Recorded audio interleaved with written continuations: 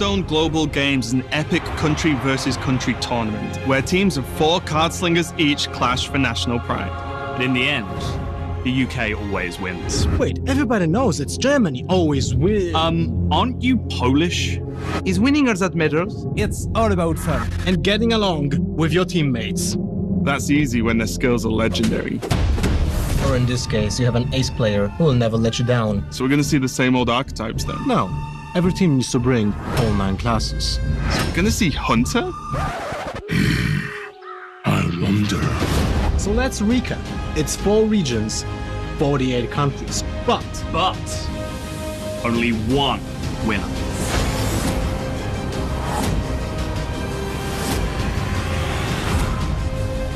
Get ready for the Hearthstone Global Games.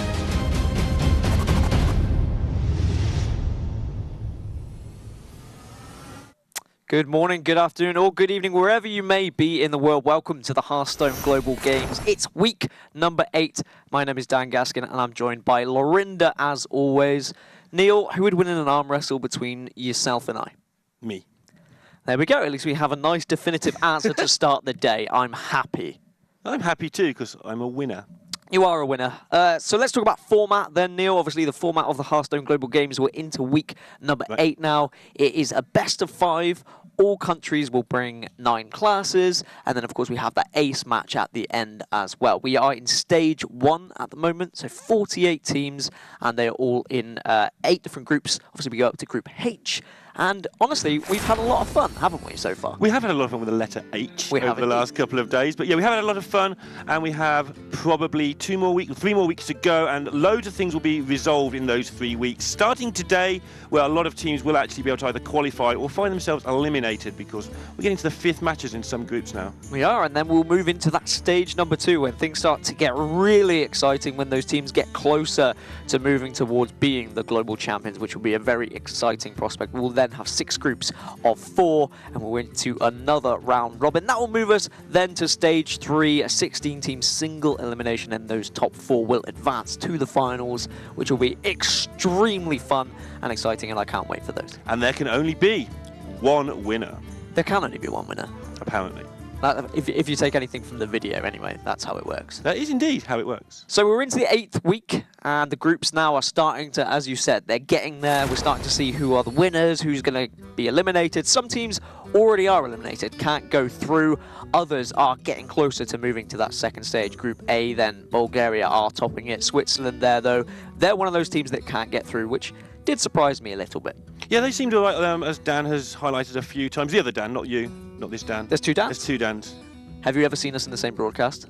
No. Ah, well, there we go then. We're actually the same person. Because I don't watch your broadcasts. Okay, but we aren't seeing much of groups A, B and C today. We're just going to flick through so you can have a look, see how your favourite team or your own country is getting on. As you see there, United States pretty much demolishing everything in their way at the moment. Which we knew was a possibility of happening. We're looking at the roster of United States. We were like, yeah, okay, we expect them to go far in the global game. Something to be very excited for. Have you been told to say that? No, I haven't actually. That's, by any relatives? That's come from my own free will. Okay, I believe you. On Group C then, Spain at the bottom at the moment. However, Argentina are heading that one at the top. In general, across all of these groups, Neil, there's been surprise factors in every group, I find. The teams that we weren't expecting necessarily to do as well. Right. Because of, I don't know, sports like soccer, for example, you see some countries and you're thinking, okay, they're not going to do as well. But actually, we've seen some fantastic Hearthstone players really develop from countries that maybe we didn't expect at first. Yeah, some of these countries, like New Zealand here, is a country we didn't expect to see much from, where Argentina, you know, a country that we were trying to say, look, these guys have got good players. Group D, we will be seeing in action later today. We'll be seeing Korea and Portugal playing today. As you can see, this group is pretty insane, given that 3 teams will go through. This is one of the groups where even 2 wins might be enough, although you're really needing 3. Yeah, 3 seems to be the magic number. We might see a lot of tiebreakers come into account with these teams getting closer and closer every week, because it's just back and forth. It doesn't seem like some of these groups, there are clear winners, right, but others, it is just so tight at the bottom. Finland there, you can see 1 and 3. I mean, they still have the potential to get through. One of these examples. Group F, Kazakhstan, however, cannot get through. 0 and 4, they are out. A shame for Neyman, to be honest, because he is such a fantastic player. But there was a lot of us on his shoulders, and unfortunately he couldn't carry his team through. Yeah, I think that's fair to say, although obviously most of these teams do have at least a couple of decent players and just get a little bit overlooked from time to time. Group G we'll be concentrating on later today. Last match of the day is going to be between Poland and Turkey. As you can see for yourselves, that's another match that's going to be absolutely huge for the two teams concerned. Of course, we knew we were going to get to this point when we were moving forwards to later stages. There was always going to be these close matches, but Group H then... Neil is also another group that we'll be focusing on a lot today. Ukraine already sitting pretty at 4-0, but it's down the bottom.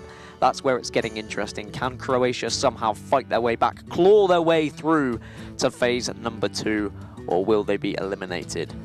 Yeah, that's going to be the match we start off with as well. Croatia versus the Philippines, conquerors of Germany, along with everybody else who conquered Germany in this tournament. Yeah, Germany... one of those teams that we thought were going to be doing a lot better. I think there is still possibility they could get through. I believe so, but it's really, really messy. They're relying on something like 5 matches all going in their direction. And so they're going to be sitting watching this today. If the Philippines win, Germany can still qualify, even though it's just going to get more and more dodgy for them. But there's a whole slew of results got to go in their direction. Yep, you just sometimes need the tide to go your way. But these are the games for today then, friends. Croatia versus Philippines will be first, followed by Denmark, Malaysia, Japan, Norway, South Korea, Portugal, and Poland, Turkey. So make sure you tune in for your country if you want to support them and root for them. So game number 1 then, Croatia versus the Philippines. I mean, initial thoughts before we start to dive into everything that's fancy-smancy about both of these teams. Okay, so initial thoughts is Philippines were one of my 2 picks. I picked 2 teams because both teams were 0-1 when I picked them. I think that was fair. Really hard-working team, an up-and-coming team who are going to get a lot out of this tournament. And as you can see there, Waning Moon, Karakute, Chalk and Staz. I'll be fancy-smancy about those guys in a moment, but they are generally rather good. They are, but they are going up against Croatia. 1 and 3 at the moment, Insane, Lavik, Travno Boy and Kamikaze. I think they are in an awful position right now. I won't beat around the bush. 1 and 3. If they lose today, they cannot qualify. And that just adds a lot of pressure. They need to make sure that they're just on their A game and make sure they are focusing as we now look at some of the sights of Croatia. And did you know actually Game of Thrones was filmed in Croatia, Neil? Game of Thrones? Oh, you don't even know what Game of Thrones is? I forgot. Is that about, like, people walking around a forest? Yeah, it's swords and medieval stuff. Oh, I remember it well. Yeah, sure, there. Sure. Because you were there back in the day. But Croatia, despite the fact they're almost certainly out, I think they actually are out. Turned up last week and were desperate to get that win. Like, they actually all went to the same location and still wanted to win. You can see how excited they were to get that win. And they're wanting to make a point that, hey, we're not the 1 and 4 boys. We're actually good at this, just having a bad run. So even though they are out, I believe that they're still putting up a fight, which is really good to see. It is good to see. You've always got to put up a fight. Did you know the Philippines, in 2002, they made the biggest pair of shoes in the world? How big were they? 17 foot long. You know what they say about big shoes? Big socks. Indeed. Indeed. Let's have a look and see then what classes these guys are going to be bringing today. Insane and Karakute are going to be first up. As you can see, all of the classes that are going to be brought, as I mentioned earlier, it is best of 5, first to 3. If it does go to 2-2, then that's when we will get to that ace match, and where that 9th class that both these teams will be bringing can be used if the previous one has been used earlier on in the format. Yeah, interesting to see Karakute got the Warlock right at the start, try and get it out of the way, whereas Croatia buried Warlock in the deep depths of the ace match. So Philippines trying to get it out of the way so you've got more options later on, and whereas Croatia saying, well, we're not going to go to game 5 anyway, we don't need no Warlock. Yeah, it's a case of predictability, I guess, because now Insane versus Karakute, Insane's going to be thinking, well, likelihood is I'm facing Paladin here, so what's my best matchup? Rogue or Priest? Right. That's the way he's going to be thinking about it. Yeah, exactly. And you can always just build that Warlock deck, like with crazy. This is not Conquest. This is you don't need to use the Warlock. And every now and again, Romania did it one time. They just switched up and went with an anti-opponent Warlock deck, just on the off chance they get that right matchup. Yes, but what would you build though? That's the thing, because with Warlock, it's in a state at the moment where everything seems to struggle. There is no successful Warlock deck. People are trying to get Zoo to work again, right. And discard Zoo is alright, but But it's, for me, every week I'm saying this, it's like, it's just not getting there, and I don't know what can turn to change it either. Yeah, I mean, you can just go all 1-drops, for instance, and just spam something, like maybe get a really good matchup against Rogue, for instance. Just spam the board, turn it into a super aggro deck. Maybe even something ridiculous like Murloc Warlock could actually just play like Murloc Paladin, except bad. That would be... I don't even know how it would work. Maybe I'll get home and I'll try a lot of that. the cards are neutral. That's true. They are. I mean, we're talking in the terms of making Warlock work as a surprise, not making it work as a ladder deck or a conquest deck. Just literally picking on, say, Rogue, Quest Rogue. Just literally getting your opponents to go for the wrong thing. But the likelihood is we're going to see Paladin from Karaku. And Control Paladin has shown how... well, just incredible it's been across the last few weeks, to be honest. Right. We started off with aggro Paladin, and then it developed to a mid-range, and now it's just outright become like a hybrid of both. And it's a really solid control deck that everyone seems to be bringing in most formats of Hearthstone, to be honest. Going up against it, we've got Rogue or Priest. Is there any preference that you think you would like to take against that Paladin? Rogue and Priest are both pretty bad against the Paladin, to be fair. That's a really awkward matchup. I wouldn't like either of them. I guess if you can get a Miracle Rogue together, you might have some sort of outside chance because you've got saps and removal and bits, but not a fan. I think that Insane is in a pretty awkward position here, just to start off with. It is an awkward position, and it would depend on what Priest he's bringing as well. Of course, the Silence Priest is very popular at the moment, and if the Silence Priest can draw very well, it can get that early game and then be able to double the health of everything and get a big chunky minion on the board. Perhaps there's a chance that the Priest could be able to take down the Paladin, but that equality is what really swings the matchup for me against Silence Priest. Yeah, and also you can just sometimes rush them down as well. So I don't even know. I mean, the Priest can win that game, like you say, if it gets maybe a curve, if it gets the Northshire Cleric into the Elemental on turn 2 and just blocks a bit, and they don't draw the War Leader and they don't draw Equality. Nah. Not happening. Not going to happen. Rogue, then, I think... Quest Rogue is another one of those decks that can also do the same. For example, if Quest Rogue completes it on turn 4, then maybe we can see just crazy things happen by turn 5, and the Paladin struggles because, yes, okay, it's got a couple of board clears, but then the Rogue can just put constant threats onto the board, constant 5/5s that become very awkward for the Paladin. And I'm thinking, what are the ways that Paladin can remove those 5/5s? Sunkeeper Tarim, we've got Equality Consecrate, but once you've run out of those, you've still got an abundance of one-drop minions from the Quest Rogue that should be able to win it. And that's if you even get there, of course. I mean, yeah, it's so hard. I mean, the Rogue can definitely win that game. Cavern Rogue can sort of freeze things up and bounce. Of course it bounces, that's what it does. But freeze things up, maybe not take the damage. Maybe the Paladin misses a step in the curve. It's been known once when I played it. Just once. But yeah, the Paladin deck is just super strong right now. Do you think the meta has finally settled, though? Because every week I keep asking both you and Dan as a whole, saying, are we still going somewhere? Is there still more to be learned? Is there still more to be had in Ungoro? Or are we here now? Is this it until the next expansion? I think the meta is still going to evolve. I think we have hit evolve. Evolved into Evolve Shaman. Sorry. I think that the meta is still evolving. I think it's in a bit of a dry patch at the moment, but it's going to... I think there's plenty of tech available for the stuff still to get better. But at the moment, it's all about crabs and no crabs. It's become the crab meta, to be honest, to a point where we've got one Hungry Crab and one Galactic Crawler in many decks just to tech against both Pirates and Murlocs. And the fact that we've got so much aggressive decks, like the Token Druid, for example, that is just running patches in it for that sheer aggression, just having a Galactic Crawler in your deck isn't too bad, after all. Yeah, I mean, maybe that's one way the Rogue can win, if it's teched against the Paladin. I did play a Quest Rogue yesterday that was running both crabs. I saw that game. It did annoy me ever so slightly. However, it brought back flashbacks of, I think it was week 3 of the global games, when we saw Hungry Crab teched into Quest Rogue against Paladin, and we just saw it nom on down on Murloc after Murloc, being shadow stepped back and forth, and it was very exciting. I got very overwhelmed, and yeah.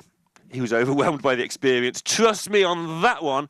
I guess if you're going to play Rogue and Priest together, then maybe you do tech your Rogue against the Paladin because you know you're weak against those. Suppose, so yeah. You can go there. And they have gone with the Rogue, so maybe we're going to see some crabs in this Rogue deck. I mean, I'd like someone to be brave to do that, but I feel like Croatia are at a point where they're 1-3 and they don't want to take risks. It goes one of two ways, actually. You could either say, right, we need to take risks, otherwise we're going to be eliminated from this competition, or if we take a risk, are we going to be eliminated from the competition? It's all down to the mindset and how Croatia are feeling as a squad.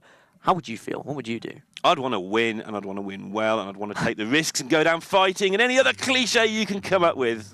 Well, there we go. Webcams then for both of the teams. You can see Karaku with the rest of her teammates there. Just insane on his own, but he will be communicating with the rest of the team via various devices across the internet because, you know, Neil, you can talk to people over the interwebs nowadays. Did you know that? Why would you want to do that? That's a good point. Sometimes it's just better not to talk to people at all. So Karaku recently joined a pro team, TNC pro team. She finished second in her latest five-side. No, she won a five-side 2 days ago, and she finished second to Nukasaku, who's actually a decent player from Japan, on the 22nd of May. So she's on form. She's getting signed by teams, and she's also the highest-ranked Filipino on GoSu rankings. Wow. Ahead of the whole of her teammates. And Stas won a lot of money earlier in the year. Did. And she's ranked ahead of him too. That's actually fantastic to have someone on the team that can have that experience. And you always need one person on your team or one player that can just kind of take a sit back and look at the whole game and be able to call the shots. Because if you've got 4 big personalities, I find that there's going to be a lot of clashing when it comes to the global games. We've seen time after time turns roping constantly, people debating. You can see in their webcams, people are clearly frustrated. The United Kingdom, for example, I'm going to bring those guys up. I mean, I saw Green Who are they? Yeah, who are those guys? What teams? I didn't know they were in this tournament. Green Sheep clearly flustered on camera when he was trying to decide an aggressive play, and he probably had his teammates in his ear questioning it. Right. And you just need that one person who is better or at least more knowledgeable, more wise, who can just say, no, this is what we're doing, and that's it. Done. You need to have a captain. Like me on the casting desk. Is that what happens? No. Exactly. There we go. Game number 1 of the day then. It is going to be Roga versus Paladin, and it's going to be the Quest Rogue versus, of course, the Control Paladin. Although at least Trailblazer is something that we don't often see in Control Paladin now. Indeed, we don't. I'm surprised Elise hasn't been played more across the board. I know she has worked her way into the occasional Control Warrior. Obviously, we see her in Miracle/Control Priest from time to time. But overall, the card seems to have been not even underwhelming. The card is fine. It just doesn't seem to find the slots it needs to get into a deck. Pyromancer there as well. Another card that's kind of been thrown in here and there and everywhere in Paladin. It's a great tool against aggro, of course. And they are going to keep it there just for the curve against this Quest Rogue. There is a hungry crab, Neil. Yeah, and Control Paladin really struggles against the Neil, Rogue. there's a hungry crab. Even more. Neil. Are you having flashbacks again? I'm having flashbacks again. I mean, this is such a fantastic opportunity if we do see the Murloc package come out. I don't know if we even will. I mean, we'll see the Hydrologist at some point, but I don't even think we're going to see it. I think this is actually going to work out really well for Croatia and really badly for the Philippines, which is against everything we said for about 27 minutes or something back then. Yeah, if the Hydrologist does come out, then Croatia will be in a good spot. However, if they don't have much else in terms of Murlocs, then perhaps we might be able to see that Control Paladin just build up somewhat of a board. Yeah, I mean, the Paladin here has drawn a curve. It does have Pyro equality in the back pocket to clear one board of 5/5s. But the Rogue's weakness really is the fact that... Excuse me. The Rogue's weakness really is the fact that it just gets beaten down with no defense early on, and this Paladin is just not going to be able to do that. Yeah, that's the only issue, to be honest. No bounce back effects at the moment for Croatia, however, which is, of course, what you need as the Quest Rogue. We'll see whether they can draw some at the moment. But I think I actually am leaning towards favouring Croatia here, mainly just because of the Hungry Crab. However, you know, if Karaku doesn't draw any Murlocs, then maybe that Hungry Crab will just go to waste now. Yeah, the thing with the Crab, though, I mean, everything's a 5/5 in this deck. To some degree, it's just a case of how you utilise the time until you get those 5/5s. So even if there are no Murlocs at all, it's still just a 1-drop that later will be a 5/5. Obviously, you would rather it be a Glacial Shard in this situation, but there's not many other 1-drops you really would massively favour over it. So Novice Engineer, I think Is it a waste to just throw this down here? Because Novice Engineer can, of course, be fantastic with the bounce back effect, because not only are you completing your quest, but you're also drawing card after card, and you're cycling through your deck. However, if you play it naked now, it's going to get removed, and you've only got one more in your deck with those bounce backs. So you tend not to want to complete the quest with the Novice Engineer just because it costs 2 mana instead of 1, and actually, when you work out all the numbers of how much it means it's going to cost you, depending what you draw, if you draw Shadow Steps, that's great. If you draw Ferryman and if you draw Brewmasters, it's not so great. You don't mind the Novice being not the card you do the quest with. And looking at the hand here, Croatia need a little bit of help. Help indeed, just having to dagger up this turn, and of course it's going to be a pass. They don't want to take unnecessary 3 damage here, and Philippines are just going to pile on even more pressure. So they're not worried about using these Pyromancers with equalities, for example, Neil. Later on, they have a game plan, and the game plan is to burst down Croatia before they can even complete this quest. Yeah, the Philippines here deciding that if they went with the Pyro equality clear later, as we all know, the Rogue tends to reload so easily that maybe it's just not enough. Sometimes they even hit you for 20 just straight from hand.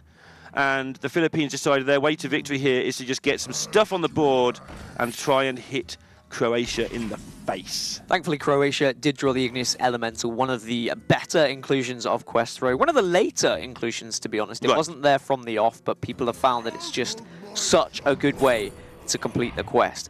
The only frustrating thing about the Igneous Elemental is sometimes it sits on the board for a little bit too long and you struggle to kill it off. And actually, that Stonehill Defender is going to do just that. Yeah, the Stonehill Defender is going to be a real nuisance here for Croatia. And slowly but surely, Rogue have just taken all the removal out. Sometimes you'll see a backstab, especially if you're playing the Igneous Elemental, you might see backstabs because people have realised sometimes you want to backstab your own Elemental to get those Flame Elementals in your hand. But overall, there's no like Eviscerate or anything like that anymore lurking about. So killing it off can be a problem, and it's going to be a problem here. And the fact that they can just continuously just provide so much pressure onto Croatia as well. Finally, a bounce back being drawn. Decision time for Croatia, and they're going to go with the Novice Engineer. They realise they're not getting absolutely slapped too hard, so they can afford to waste that extra maybe turn. The fact that it costs 2 mana, especially a Shadow Step, doesn't cost you anything extra. If they are going to complete with Ferryman, then that's going to be a nuisance, of course. I think the question is, do you want to Shadow Step now, or do you want to wait? And they're going to choose to wait. Yeah, I think the Ferryman is perfectly acceptable here, and then wait until next turn. You've got Engineer plus Shadow Step, and then you can continue to search for more. Still a lot of pressure from the Philippines, but not enough for Croatia to be sweating too much. I say that, Consecration is going to help a lot. Consecration is going to help a lot if they want to clear it. Another reason for leaving the Ferryman on was to challenge this board, of course. It can get through the taunt and allow the Elemental to trade. Keeping an eye on that health total, though, 21 and falling. And be interesting to see here how the Philippines just go about using this Consecration. They may just want to use it for 2 face damage at an appropriate time later on. Yeah, and of course, the Consecration would proc both Pyromancers as well, so it would have been an odd decision if they had played the Consecration. Of course, it is just going to be there for that extra damage a little bit later. Mimic Pod allows Croatia to keep searching, but at the moment, they're in a little bit of a sticky situation. It's getting tougher and tougher every turn. They're going to be hoping for something special here. That's another Novice Engineer. So they can actually complete the quest this turn if they would like. They could Shadow Step, bring the Novice Engineer back, play it again, and then prep out that Crystal Core and put some 5/5s on the board, Neil.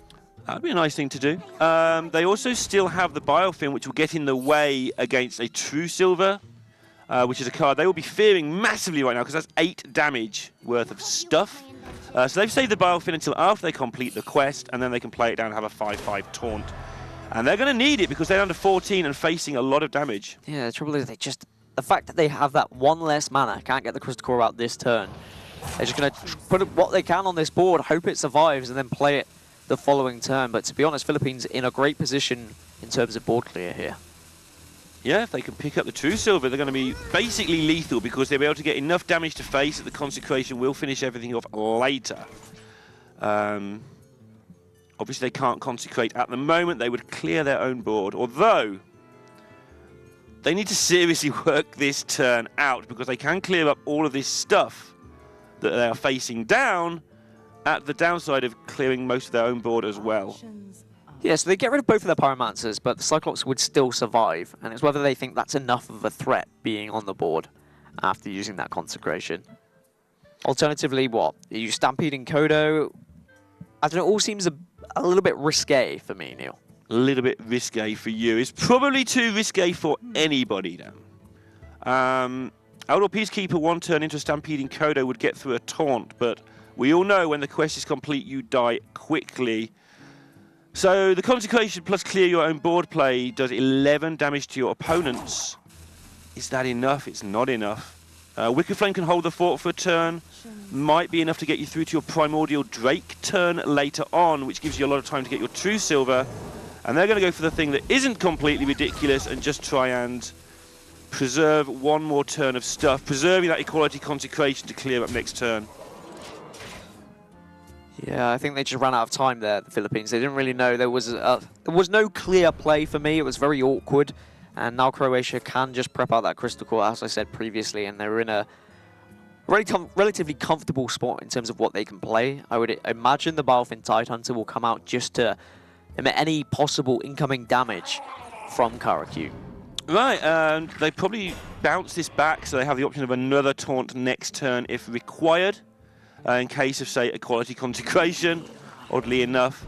But the Philippines are suddenly in a completely awful position, having really managed to give themselves a chance. If they pick up a True Silver at any point there, they could have won this game. Yeah, True Silver would have been absolutely massive, but instead now they've got a big chunky 5-5 stuck in the way of that taunt.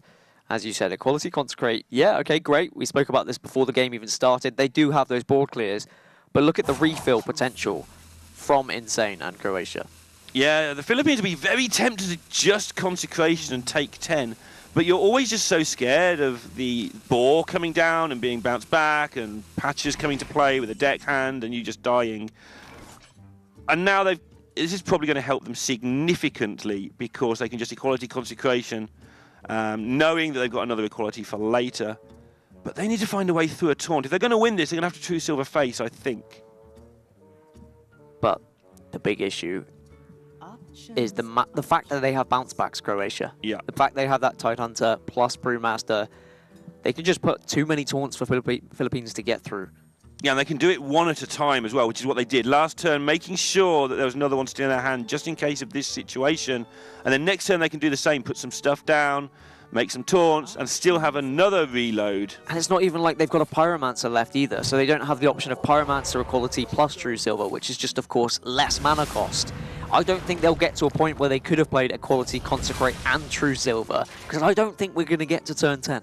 You don't think we're going to get to turn 10? That's a very brave call for 4 cards facing down an army of 5/5s. You sure you wouldn't like to change your mind? I'm sure. You're always sure, Dan. Okay, Croatia just going to load up the board, set up pretty much lethal, not quite on the board. So they can actually set up lethal on the board if they want to, but they might choose not to. And because they've got so much charge left in this deck, they'll have 2 boards, they'll have 2 deck hands, they'll have patches on its own even at this point isn't too bad. Meanwhile, Karakyu and the Philippines looking a little sad. It was a shame. It was all going so well for them. And actually, Insane and Croatia didn't even need to use that Hungry Crab that I got somewhat excited about at the start of the game. Yeah, they just held it there in case of the Hydrologist, you know, and just to make you less excited. It's nice that they can even include that tech in, not even have to use it, and still win the game. If you're Croatian. If you are Croatia, yeah. It is a nice... That's what I was saying at the start. Even though it can be particularly useless, it's still just a 1-mana 5/5 later on. It's still something you can bounce back cheaply. This seems too late. You can hide it behind a Wicker Flame. Buys you a turn, but I don't know where that turn is actually going. Can you Equality... Well, you can Equality and Wicker Flame and Doomsayer to set up the Drake for next turn. But you know that Croatia's just going to play 2 more Tidehunters. Might be your only option, though. I mean, the Peacekeeper, that's pretty much doing nothing. It is surprising how long it took for Tidehunter to really get established as a staple card in this deck. Yeah, it's like someone just was like flicking through the cards one day and went, oh, huh, it summons a Taunt minion. That would be good. And I don't have to do it until turn 7, and I just keep making 5/5 taunts. So it looks like they're going for the play that you suggested. Hide the Doomsayer behind Burn Bristol. Have the follow-up next turn of the Drake just to clear the board. Any charge effects for Insane? Well, there's one. Yeah, there is one. Probably start this turn with a Mimic Pod then. And this is why people dropped Swashbuckler from this deck. Wait, is that just game? They can run their face into the 2-2, and they can run a 5 into, and then 5, 10, 15, 20, 25, 30. Yeah, I believe that's just lethal. Ah, okay. Did they miss it? Face, thing. Yeah. Okay, so Insane did have the option for lethal that turn. I'm not crazy in saying that. I'm just checking. So he could have run his face into the 2-2, clears the Divine Shield, uses a 5 attack minion, and then he's got 5, 10, 15, 20, 25, 30 left. Because one's just died. Yeah. Yeah, Right. okay, so lethal was on just board. a little bit of a problem there on the missing lethal front. And also, if they were going to do it this way, they should have Mimic Pod first anyway to try and find a way to bounce stuff. And yeah, Philippines have noticed it. The thing is, it's not going to matter. Unless there's a card that says do 3 damage to your opponent. Hammer of Wrath. Yeah, that's it. We got it. Hammer of Wrath coming up here for Kawaku. Second inclusion. Here it is. No, it's not. It's not that. Are there any taunt minions that do 3 damage to your opponent when they come into play? Not that I know of, Neil. Well, in that case, I think the Philippines are in trouble, Dan. I think they're also in trouble. However, it's not over just yet. No bounce back effects, and they can't get through this Drake, as well as pushing 14 damage to face.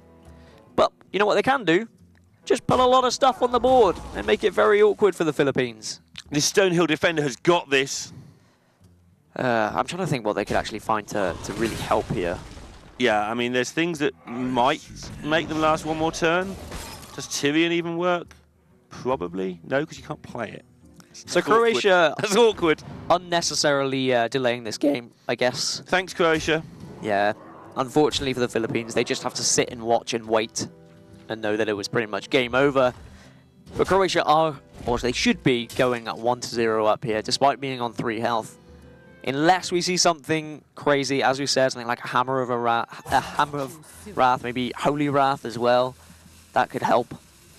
I wonder, I mean, it's the sort of card that people have been known to include on occasion. It would blow my mind, Neil. I may actually leave if that happens. Not going to be there, though. So Stonehill Defender, they can continue to search for some sort of out, but I'm boggling through my mind and I can't think of anything that is actually going to help. Yep, Philippines going to go 1-0 down, and Croatia, like I say, I believe, are out of the tournament anyway, still trying to prove their point.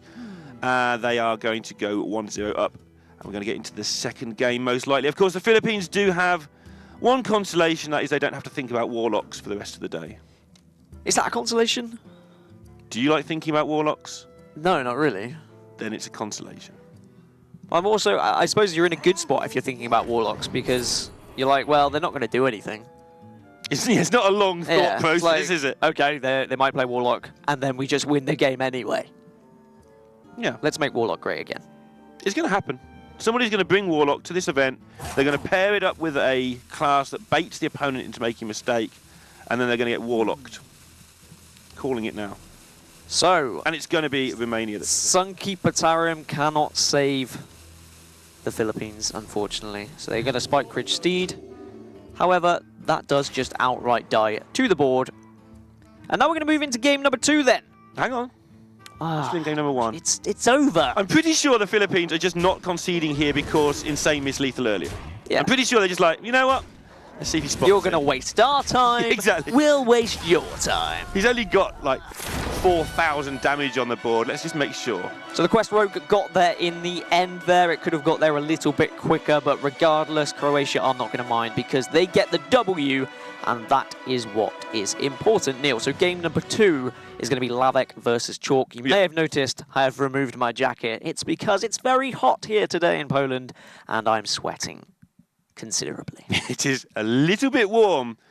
I've been here 4 times, 5 times, sometimes. Poland in general? Or it's just been really warm and then snowed and then been really warm and then snowed. No, in general and in this office. It has been all over the place in Poland. And now Lavek versus Chalk. So Lavek has the Shaman or the Warrior. He's going to be taking the Warrior, and Chalk is going to be bringing the Priest rather than his Warrior. So potential matchups then, Priest versus Warrior, as we've spoke a little bit about earlier, because Insane could have been bringing the Priest. Miracle Priest seems to be the popular choice, Neil. Can you argue that at all? Can I argue? We've seen quite a bit of Silence Priest at the championship events recently, the playoffs in the last 2 weeks. Did I just say Silence Priest? Or did I say Miracle? I said Miracle. I meant Silence Priest. That's what I meant. Silence Priest seems to be the popular choice. Can you argue that one, Neil? I just did. Okay, great. It's fine, yeah. It's good. Yeah, Silence Priest seems to be very popular. And then on the side of the Warrior, of course, I don't know. What kind of spot are we in with Warrior at the moment? We're in the spot of Quest Warrior seems to be the most popular choice. Right. However, sometimes for that surprise factor, you could just throw a Pirate Warrior back into the mix. And it was paired with Shaman, which is pretty controlling in general, unless it's Evolve, in which case it's a bit of everything. And so they're pairing it with Shaman. Maybe they've decided to bring Pirates to pair with the control of the Shaman. Yeah, so they've got more options depending what their opponents bring. My problem with Pirate Warrior at the moment is that it can just beat anything outright. Right. And I guess that's been everyone's problem with it since day one, really. It's such a fantastic Well, since day one of Ungoro, of the last expansion. Last expansion. It didn't change much with Ungoro. So why not include it, I guess? Why is it that Taunt Warrior is favoured over Pirate Warrior? Why do people prefer it? Is it the consistency factor, do you think? So in Conquest lineups and on ladder, it just has good matchups more often, whereas Pirate Warrior gets hated out a lot because on ladder, people cry a lot about Pirate Warrior, so they just bring their crabs and do the thing that they do with those crabs, and that's the end of that, really. Is that something we might see in the Priest? Because I've very rarely seen Priest running any crabs. I think that Priest has become more and more... The evolution of Silence Priest has been a lot like the old Patron Warrior, which is... starts off going one way, then sort of splits into halves, and then suddenly people have gone, you know what, we need to really focus on the combo. If we go half-half, you know, things like Shadow Word Pain, Shadow Word Death aren't in the deck. No space. If you haven't got space for Shadow Word Pain, where's your space for a crab? That's very true, actually. That's a really good point. Because Shadow Word Pain did fall out of favour, which is surprising considering the amount of minions that you can just kind of target with that. Especially with Quest Warrior being popular as well. When Quest Warrior first became a big thing, I said the Priest was going to be good purely because of Shadow Word Pain. Because you look at all of those taunt minions, and most of them, actually, you can just remove with Shadow Word Pain. Yeah, we're seeing a lot of Kodos. Kodos, yeah, they do the same job as well. So if you've got to do it for 2 mana instead of 5, then why wouldn't you? But when you start building a Priest deck, you just go Priest, yes, Shadow Word Pain, Shadow Word Pain, Shadow Word Death, Shadow Word Death. And then look at 26 other cards. That always helps. But people have realised that actually Silence Priest is very much a combo deck. But it's a combo deck with attitude now. It can sort of silence its minions, kill things off. 4/8s tend to kill a lot of things before they die, even if they aren't getting comboed. Silence Priest frustrates me, Neil. It's a deck that makes me cry. It's a deck that when I first saw it, I went, this isn't a real deck. Who's playing this? Right. And then I saw it week after week. And never beat it. And never beat it. And now it's consistent, and now it actually works. And now it's a viable thing that people are bringing. You look really angry about that. I'm actually not angry. I'm perfectly fine. But we're going to move into the second game of this series then, and we will see if it is going to be Silence Priest. No, it's not. It's going to be Dragon Priest. One day we will talk for ages about something that is going to happen. Nope. Instead, we're going to talk about Dragon Priest, so we can actually completely reverse it like Blazing Squad. Neil, Dragon Priest versus Quest Warrior. I mean, any personal vibes for this one for you? I think this one's pretty close, personally. I tend to just think that the Warrior's fine because he gets the time to build stuff up, but Dragon Priest can just get out of hand with the operatives making card after card, and the Warrior just can't put any pressure on. That's one of the main problems. Obviously, if it completes the quest, it gets into a good spot. Unless it's facing down an army of 5/6s, if the Dragon Priest can force those brawls out of the hand, and before the quest is complete, then it can just spam the board, and the quest can't keep up. I guess something we have seen being included in many a Priest deck is actually the Inner Fire combo has just been thrown into every Priest deck possible. I've seen it in Dragon Priest because that Inner Fire can actually be huge. I mean, just on a Northshire Cleric. Turn 1, you play Northshire Cleric, and then you put it up to a 1/5, and then you play an Inner Fire, and it's a 5/5. That's a big old threat. Yeah, it sure is. We just had a whole matchup showing how good 5/5s can be. But yeah, a big old threat because it can just kill you in one turn. And especially with the fact you can get more than one of a kind now, thanks to Shadow Visions. The fact there's only one in your deck, but you can play 3 of them seems sort of unfair sometimes when it happens to you. It is a little bit mean. It can go against you. Unfortunately for Chalk and the Philippines here is that you've just got one of these unfortunate situations of that turn 2 having both Historians, no Dragon. I mean, a lot of people said that Dragon Priest wasn't going to be a thing when Ogura came out because of the loss of dragons from Blackrock Mountain. However, it has just about survived. Yeah, I mean, Primordial Drake fits in decks that don't even have a dragon synergy at all. So putting Primordial Drake into a deck that does have some dragon synergy tempted people back into putting dragons into decks. There he is. And now we get all the synergy again. But yeah, you are a little bit light on dragons in this. It just turns out they are so fantastic that you might as well put in the Historians as well. And we were saying about how amazing Shadowword Pain is against Quest Warrior, and there it is. We're not going to be seeing the Silence Priest that often doesn't run Shadowword Pain. Instead, we're going to have Dragon Priest, which do run it. So those Ali Armor Smiths, easily swept off the board. Bloodhoof Brave, see you later, mate. You're gone. Done. Dusted. You're just mean to those little taunts. It's almost as if you don't like Silence Priest or Taunt Warrior. I love them both in their own regard. They all have a place in my heart, Neil. I'm not going to tell you what place, but they're there. You have a heart? Just about. Okay. I feel right. Deathwing the Dragon Lord. Actually, this is a really tough choice here out of the 3. You could argue for all 3. But I think just having a 12-12 on turn 10 seems to be a nice option. When you're thinking ahead on what you want to do with these sort of cards, you have to plan your whole game ahead and sort of visualize how it's going to turn out. Do you need the immediate beatdown now, which is what they went for against the Rogue by just playing their Pyromancers onto the table? Or do you think this game's going to go a while? And Deathwing does survive a blast from the Rag Shot, so that's pretty handy. And of course brings into play anything you've got hanging around dragon related in your hand. Even more important, they picked up an Operative, something that can be very handy in this matchup. Finding a Brawl of your own, always going to be nice and juicy. Execute can help as well. Yeah, just so many things. Even just another minion can be of use as well, just to try and get going. Because one thing they haven't done here is get going. Yeah, something for the curve would be quite nice. Having talked about getting going there, though, Croatia's still on 1 out of 7 on the quest, even though it's turn 4. And even though they've got 2 taunts in hand, with no Stonehill defender, they're going to have to just draw them off the top of the library, which is never much fun. So this is one of those matchups that is pretty 50-50, right? Like, it is down to getting that quest completed for the Warrior and trying to build a board for the Dragon Priest. We are probably going to get fairly late in this game. Potion of Madness, another card that can really help in this matchup as well, purely because we see those awkward, pesky taunt minions are just to attack. And okay, yes, you're using it now as an option just of removal, but it can be very handy later on when you're trying to get that burst damage through to face. You can just shift one of those taunt minions aside and say, well, thank you, wham bam, thank you ma'am, I'm just going to push the damage to face now. Also, just want to highlight, while you were going through that, about the Shadow Word Death that was used there. There's almost no targets for that card in the entire deck. Oh, baby! You get the 6/9s later on. Oh, that's a nice bookworm. Perfect timing. What were we talking about? Those pesky taunt minions being easily removed, Neil? Yep. Not as easily removed. This 3/6 is going to stick around as well. But yeah, the Shadow Word Death getting some value, which is really well done. Yep. And obviously there are other things like these that it can be used on, but just trying to generate that early tempo and get use of that card. Abomination. Tarlord, I mean, of course, is just... It's a card that hasn't been included, of course, in the initial 30 cards, but when you do get the choice to just plop it on the board, it's pretty juicy. Yeah, it's really, really annoying to get through, especially if you've just used your Shadow Word Death on something that I said was a really good plan.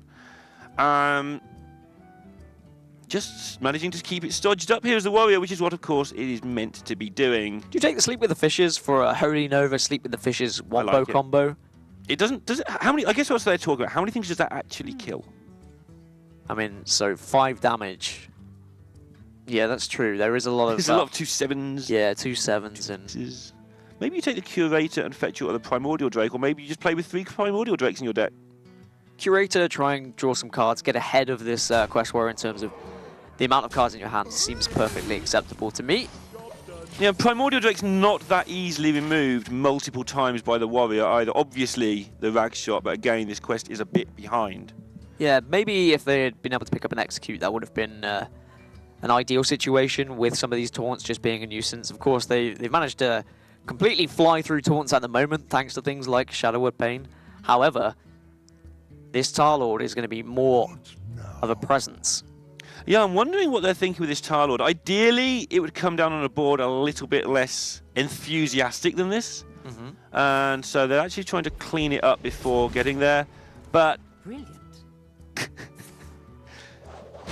feel like this is a battle rage coming up then. They're just going to refuel. Yeah, ideally they're going to brawl first, then Tarlord, I think, to defend. Brilliant. Just behave, Chalk. Behave. You're putting me off. That's the whole plan. Do you think both teams actually mute their opponents? Do you think you see the Squelch come out? Can you squelch, friends?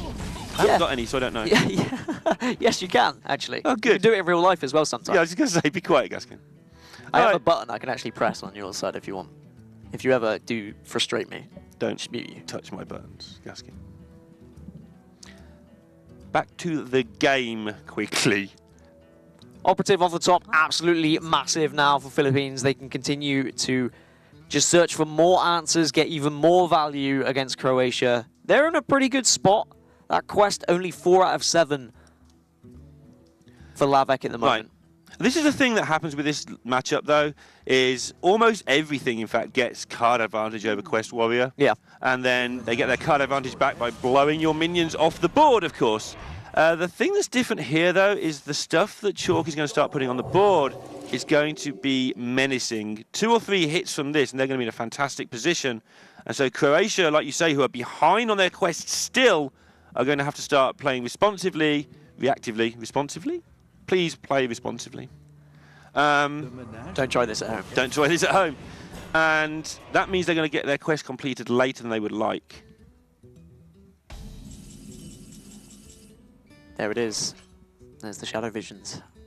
Right, this is a difficult turn. And this is the thing I was talking about, why I think that, not this week, last week, why the top players seem to be winning all the tournaments at the moment, because this hand, anyone can play this hand quite well. Yep. You've got so many really good options, but only the best players can play this hand correctly.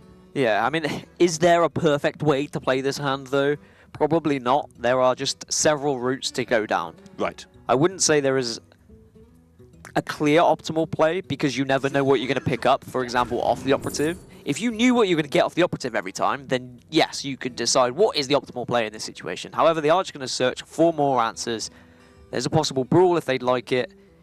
However, is there going to be a board big enough worth brawling, I guess, is the question they're currently asking themselves. Right, and Priest isn't that good at doing damage from hand. I wonder if they just take the War Axe to represent a sneaky 6 later in the game. You know, while the Warrior's busy pressing that button and shooting things out the sky, you know, they might run out of taunts. Maybe just hit them for sneaky 6 over 2 turns to finish them off. A bit like cricket, really. Just a sneaky 6 here and there. This is the global games. Oh. Nobody understands cricket. Oh, apart from me and you. Sorry about that. Continuous board control and board presence for Philippines then, and Croatia will be trying to answer back here. They've already used 1 execute, and the fact that that Curator got the Power Word Shield has just made it a little bit of a nuisance so far. Same deal again, really, for Croatia that I just described for the Philippines, in that they've got a lot of good options, but which options are going to help them get to victory? Philippines have done a good job of putting enough threat on the board without actually committing much. So they're never going to get brawled in this situation. Croatia, again, behind the quest. They still need 2 more taunt minions to complete that. Maybe it's time for this Tar Warrior. They've seen one shadow. The Tar Lord? Tar Lord. I mean, if you play the Tar Lord, you become a Tar Warrior. Exactly. It's just a matter of instinct. You are the Tar Lord. Maybe it's like Ragnaros replacing you. Instead, it's a Tar Lord. The Tar Warrior. Yeah, and instead of firing fireballs, you fire tar. Icky tar. Sticky tar. Icky sticky tar. That sounds like a card we should print. Icky sticky tar, like 1/1 residual from a minion when it dies. There we go. We'll recommend it to Blizzard. Yep. So off we go. Deathwing is a possible here if he would like. I mean, of course, there are a few dragons that would be thrown onto the board if he were to die. However, all those dragons do have quite significant battle cries that you probably want to keep in your hand, so we may not see Deathwing get played. I think you're completely right what you touched upon earlier. It's 12-12. It's not going to be killed instantly by Die Insect, so they're probably going to save it for that. Yeah, I'm just wondering how much you need those battle cries, and they think it's a lot because this Twilight Drake is just so massive right now. And I'll be interested to see if they actually just take this 4-8 out. I think they will, as they've got no other way of dealing with it. And again, make a 2-minion board. And that's what they're going to do. They've set their stall out for this game, that they're just going to have 2 minions at a time, which is the best way to play around Brawl. And I think the battle cries are pretty significant. I mean, the Bookworm is going to be able to remove one of those taunt minions that come onto the board. The majority are just 3 attack or lower. And the Primordial Drake is always going to help just deal some extra damage as well. So, good decision from Chalk in the end and his teammates there. You can see all 4 of them collectively in the same place. It's nice when you see the countries gather up.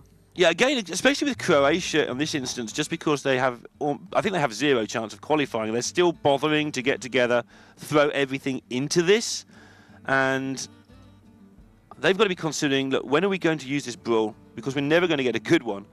They're not going to let us have a good one. So do we take the 2 and 3 here and just get rid of those 2 minions that I was talking about? And if they lose the 2 and 3, they don't even get rid of, the board. Oops. So yes, they do complete the quest this turn on 18 HP. I mean, that's the only thing. Once you do play Sulfuras, you can't gain that armor. We have seen a little bit of armor gain throughout Warriors, however, it has seemed to cycle out of the rotation now. Right. Yeah, Armor Smith, it just turned out that when we saw too much armor gain that you actually didn't complete the quest often enough, so it rotates in and out depending on what you're expecting to play against. As do a lot of cards in this meta. I think that's why, even though we're starting to see established archetypes time and time again, we're never quite sure what we're going to see within each deck because it depends how each player has teched for it. Because Shield Block was there for a long time. Right. And then the Armor Smiths kind of replaced it, and then we saw decks try both. Maybe there is a Shield Block in here as well. Who knows? Shadow Word Pain is going to get its value, and Chalk and the Philippines are going to continuously be able to push more damage to the face of Lavek here. Yeah, choosing to go for the card advantage in the bigger board, and again, just defending this Deathwing Dragon Lord plus other dragons combination. Obviously, they're holding onto the Bookworm because, as you've highlighted, almost every card in this deck dies to it from the other side. But again, just sticking with this policy of not overcommitting. It depends entirely how comfortable Croatia are with their life total now. Because yes, they can start this Sulfuras train whenever they want and start firing 8/8s here, there, and everywhere. You said that Priest in general doesn't really have much burst damage from hand. Right. So if they can make it so the Philippines are only having 1 minion on the board per turn, having that chance to Die Insect constantly and pose such a threat, maybe they'll feel relatively comfortable hiding behind, for example, a Tar Lord the next turn. Yeah, the Tar Warrior Lord of Doom is actually going to be really difficult for the Priest to remove, although obviously we've seen one Shadow Word Death, but the game has progressed a long way since that first Shadow Word Death, and Croatia will know that they can't necessarily rely on that Tar Lord. Yeah, I wonder if there would be a second in the deck from the Philippines, actually. If you're running 1, why not run 2, I guess? Yeah, sometimes you only run one of things because Shadow Visions. Yeah. You're like, oh, need 1/1/1, make it as a toolkit, see what you can get, but those cards, when you're playing a more defensive lineup, you do tend to play 2 of each. If they are running 2 of each, then we'll most certainly see a Shadow Visions being played instantly. And there's another one to search for it if they would like to. However, if they don't opt to play for the Shadow Visions, I would like to think that there isn't a second Shadow Word Death here. Yeah, I would probably agree with that. There is a way through this Tar Lord, just bump in with both minions, play your Holy Nova, but you don't have much of a board left after that. Seems weak to me. Yeah, if you're going to do that, you'd Shadow Visions first anyway, right? Right. Just because. Just because, you know, yeah, because why not? Mana is a thing. I'm trying to think what other spells they've got in their deck that actually are going to be significant. We've already seen 2 Shadow Word Pains be used. 1 Power Word Shield has been used. There'll be another Power Word Shield in the deck. There is like the Divine Spirit optional. I think we'd likely have seen something by now, just by maths, if they were going for the one-piece combo. The fact that with the addition of like Elise there and the fact that we've seen the Shadow of Deaths as well, I don't think they will have the Inner Fire combo, but that will remain to be seen, as actually it seems like Philippines are just considering dropping Deathwing here. I mean, 5-11s don't do very well against 12-12s, and it's not a 5-11, remember, on Croatia's turn, so it does just sit there sort of staring at all the other stuff going, well... Yeah, they've already seen one execute as well, but there's another one, just in time to spoil the day. But does it spoil the day, Neil? Because there's no brawl. Spoil the day. There is no brawl, so if there's Ghoul into execute, and then it's like, how many dragons do we think they've got in this 5-card hand? They're about to find out. Remember that Chalk dropped a BM as he dropped this Dragon Lord. Maybe that was a little bit of mind games there, saying, you know, we don't have any dragons. Well, we do have dragons, and Croatia said, no, they don't have dragons. And this is what you were talking about. No brawl makes Croatia sad. They do have double sleep with the fishes, however, they have just used their one whirlwind effect. An alternative is they could have run the Tar Lord into the Deathwing first, use execute, and then found out what came out afterwards, use whirlwind plus double sleep with the fishes to try and remove what came through, but that would have sacrificed their Tar Lord. Yeah, they are going to do the double sleep with the fishes by the look of things, which means it's going to be the draw potential of the Philippines versus the hero power of the warrior. We've seen this many times before. Let's see how this draw potential works out. So I wonder whether the Philippines is saving the Shadow Visions for something like a Lyra, perhaps. I think they're going to try and get the pack right now. Now they've got everything reduced. And that's a miss. Do you take the Powered Shield? I think you take the Pain, personally. So Powered Shield can look for more answers and can try and give you a bit of a card advantage. Shadow of Pain, of course, we've already said. I mean, it's just easy pickings against all these taunts. Right. And the potion kills nothing. It doesn't kill nothing, but it doesn't kill enough, I think. Okay, so they're going to try again with Shadow Visions. They get the pack that they're looking for this time. They're going to bust that open. Let's see what they get. This is not the pack you're looking for. Huh. Well, actually, Primal Fin plus Gentle Megasaur seems like a pretty nice combo. Yeah, it does indeed make Murloc things. It does. It makes Murlocs, 1-1 Murloc. That's also another target that Sulfurous, the Die Insect, may hit. But instead, Philippines just saying, no, actually, we want to put Lethal on the board. Why not put Lethal on the board? They know one of the cards is Sulfurous in the opposing hand, and they can get a good read that the Armor Smith isn't anything particularly dangerous, especially if they've got a handful of things that kill stuff. This is looking really good for the Philippines. So if this goes face, then the Philippines are in a good spot. I think they actually just outright win. That's usually a good spot to be in. However, if this Die Insect hits one of the minions, there is still a chance, I think, for Croatia to survive. So there's 5, 8, 10 on the board already. There's a Holy Nova. That makes 12. Tidal Surge can be used to remove a taunt, and it has gone face as well. There's a little bit of a cheer in the background from Karakute, who already lost her game earlier. And now, with the Tidal Surge, with the Holy Nova, there is more than enough to remove the Tar Creeper. And we will see Philippines equal this series up 1-1. Quest Warrior is blown away by the Dragon Priest, Neil. And you can see why we thought that match was pretty close at the start there.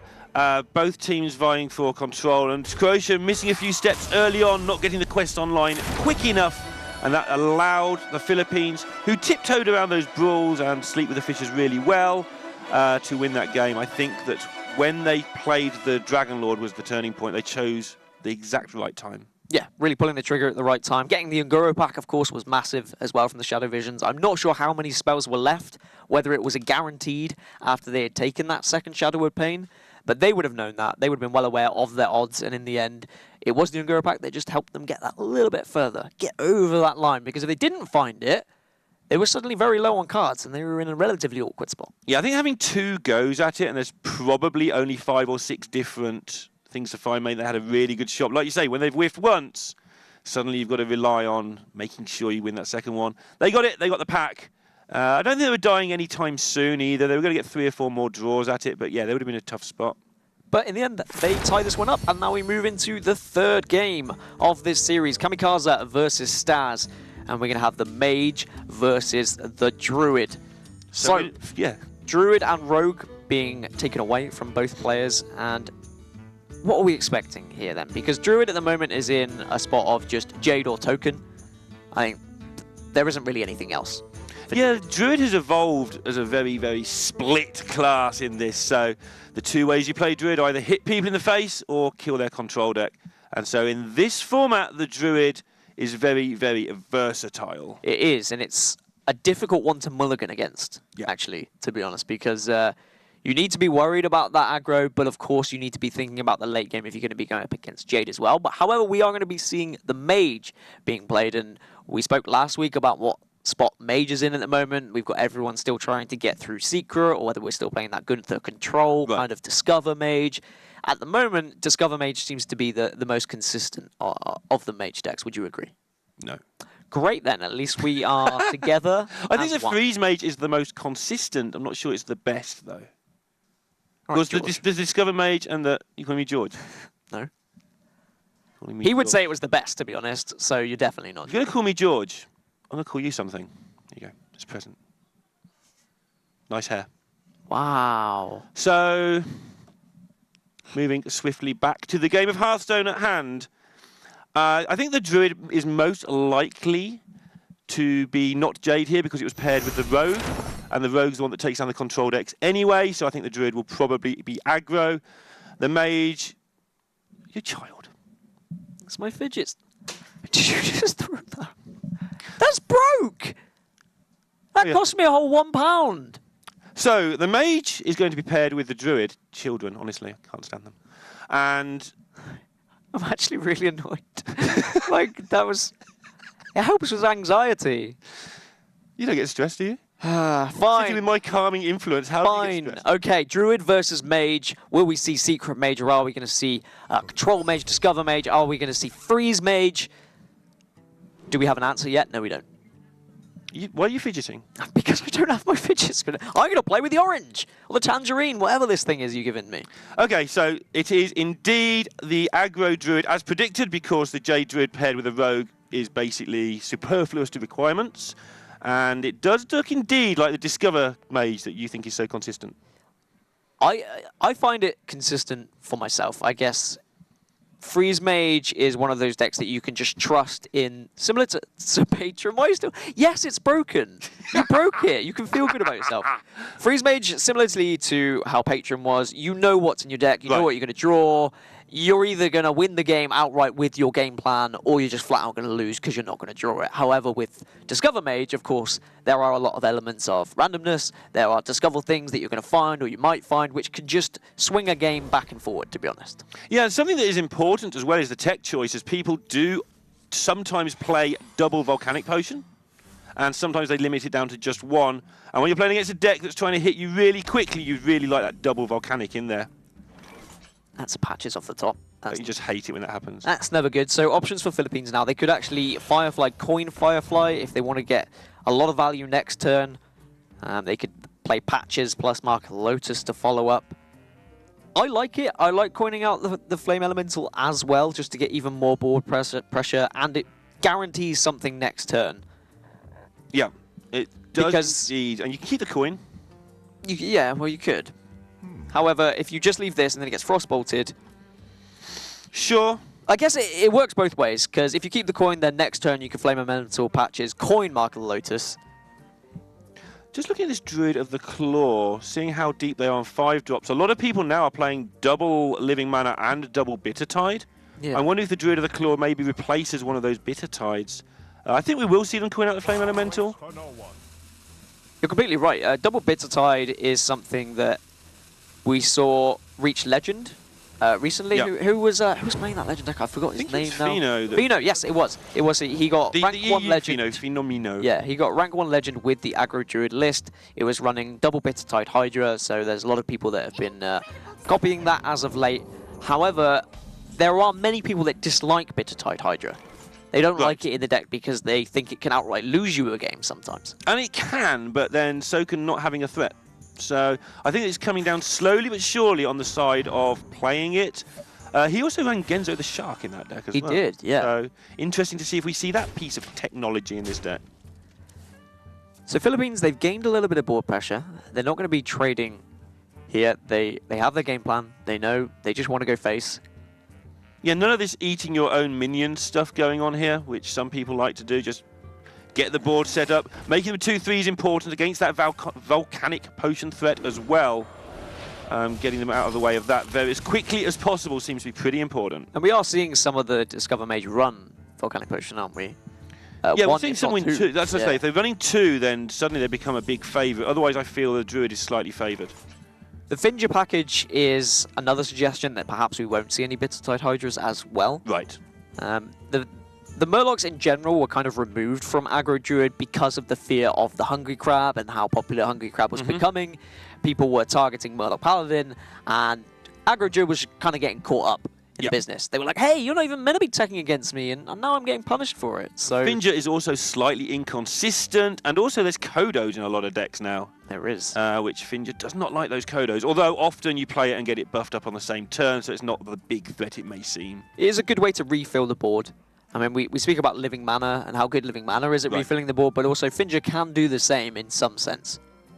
Yeah, it's like you say, it's a good way of putting stuff back on, and it plays the old combo variant where you only play the big 5 Murlocs, and so as soon as it comes into play, you're almost guaranteed to do a lot of damage as soon as it kills something. So the Philippines are in this spot where, yes, they've got board control, but they might have to actually trade. No, instead they are going to keep patches alive and make Croatia do the trading for them. So that's 2 to face, but it doesn't defend your 3-2. Yeah, they're opting just to get more damage to face rather than keep the presence on board, which is, I mean, understandable, I guess. If your game plan is you just want to go face as quickly as possible. Yeah, I mean, the straight maths, you just count it up.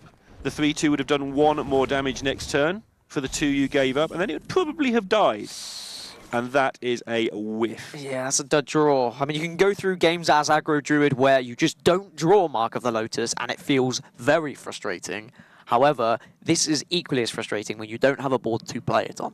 Especially when you're probably only playing 3 or 4 5-drops in your deck. To have 2 of them in your hand on turn 4, assuming you're not keeping any either, is pretty awful. Especially, again, when you've drawn patches as well as your other card. And when you've got the Finja package in, so you've got the Bluegills, you've got the War Leaders, you're probably saying goodbye to cards like Argent Squire, so even more of your early game, so you're less likely to have this this threatening board from the off. And I think you might have to use those. They're not going to, though. Just because when is it actually going to be better? Well, it's going to be better if they get Living Mana.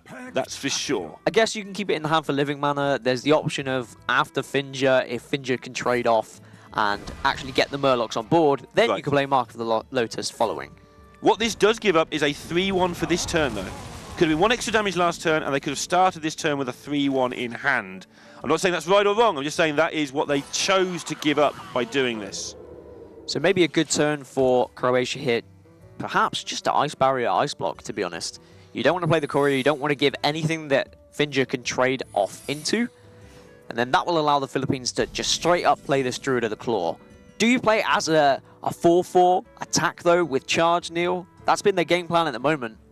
I think you may need to, because a Fireball is so likely to be in your opponent's hand anyway. However, 4-6 does play around the Firelands portal going into turn 7. And so you've got to think, do we mind if our Druid of the Claw eats a Fireball? It takes 6 away from our face, which buys us more turns. Or if obviously we hit our opponent for 4 immediately, that also may buy us. We may need less turns to win the game. And you'd like to think they know by now what they're facing. They don't think this is going to be a mirror entity. However, of course, you do need to consider that ever so slightly. Right. There's always a possibility. Yeah, these decks, the Discover Mage and the Secret Mage, are slowly but surely trying to meet in the middle, and then every now and again someone pushes them back apart again. They're trying to mould. It's like a sad love story. It's unfortunate.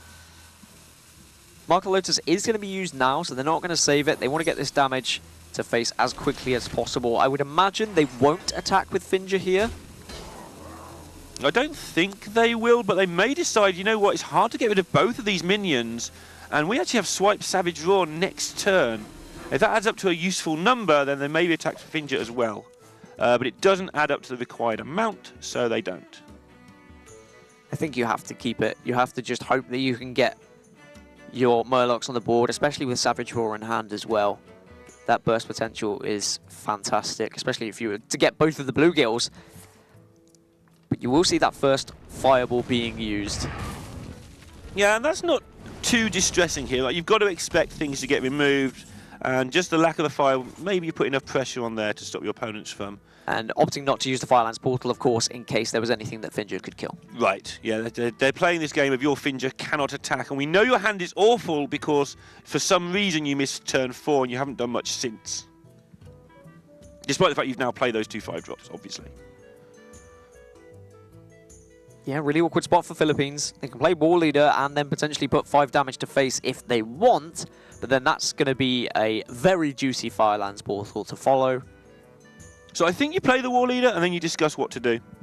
It's interesting because as long as your opponents aren't playing minions, even in Discover Mage, they're not putting you under too much threat, but the threat of Alex Straza in to just kill you starts to loom if you're not careful.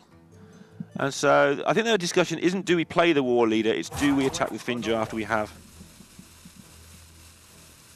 Yeah, get what's done, what you know is going to happen first, and then think about the rest following. They would dearly like to keep the War Leader in hand so that when Finja kills something, they just play the War Leader and then both bluegills hit for 6 into the face and things go crazy. But yeah, Croatia have won the waiting game. They have forced the Philippines to attack with Finja, and Finja is either going to get, well, Finja's going to become a sheep. Yep, I think the Polymorph is the option. I mean, the alternative is Firelands portaling the War Leader, but then you're in the same spot as you were before, where you may put something on the board that just outright dies to Finja. And you've been playing around it for so long. Yeah. Yeah, they've told you that it's not going to happen, so... Well, I say ninjas can't be heard, but this one's going to be a herd of sheep. Nice. There we go.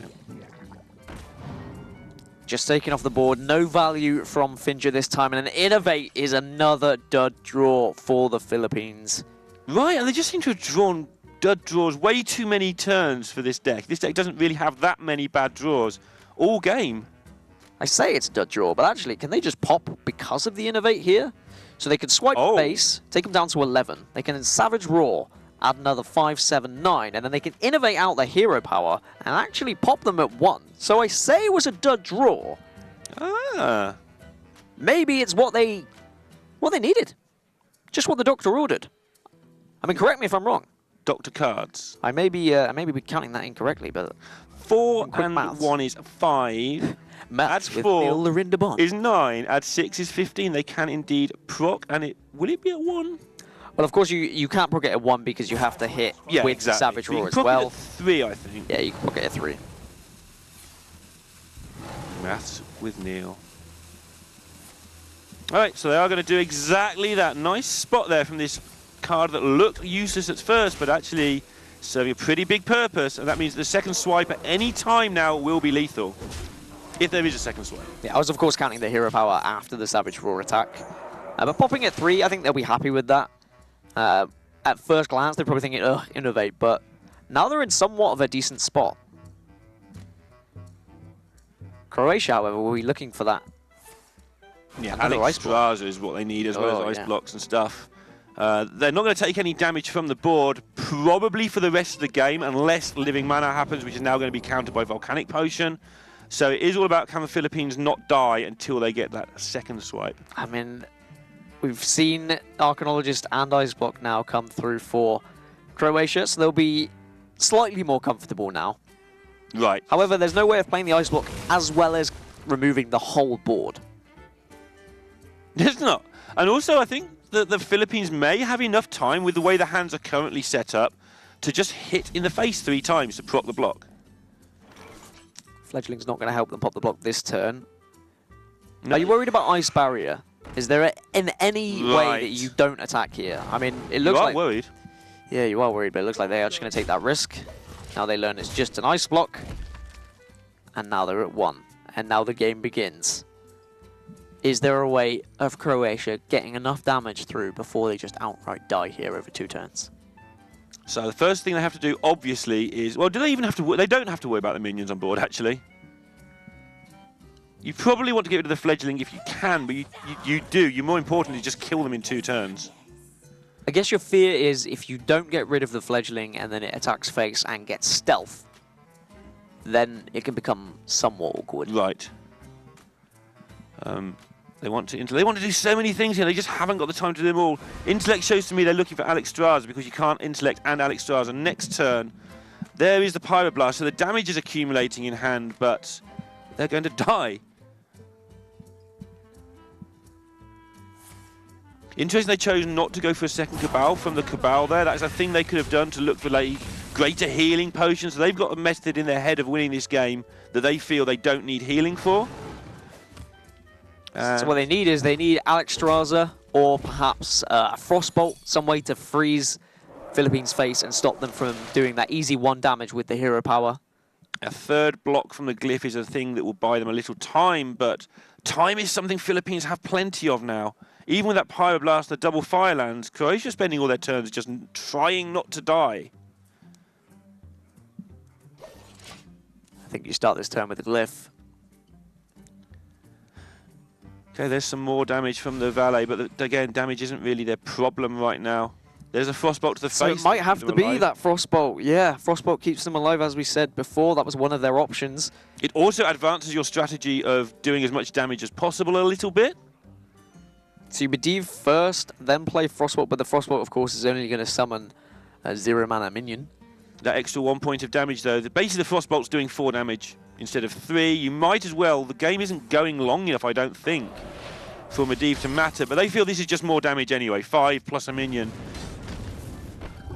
Looking for maybe a charge minion there, but not getting it. So there's 2 bluegills as a possibility. Living mana is... okay, it's not awful. I mean, it fills up the board. It's something that is going to have to be dealt with by Croatia, but we can see Volcanic Potion is there already. So the damage is there, Flame Strike and everything else. Volcanic Potion just clears this up. Of course, it does kill their own minions as well, whereas Flame Strike does not. But Croatia needs to... I don't know what they need to. They need to not die.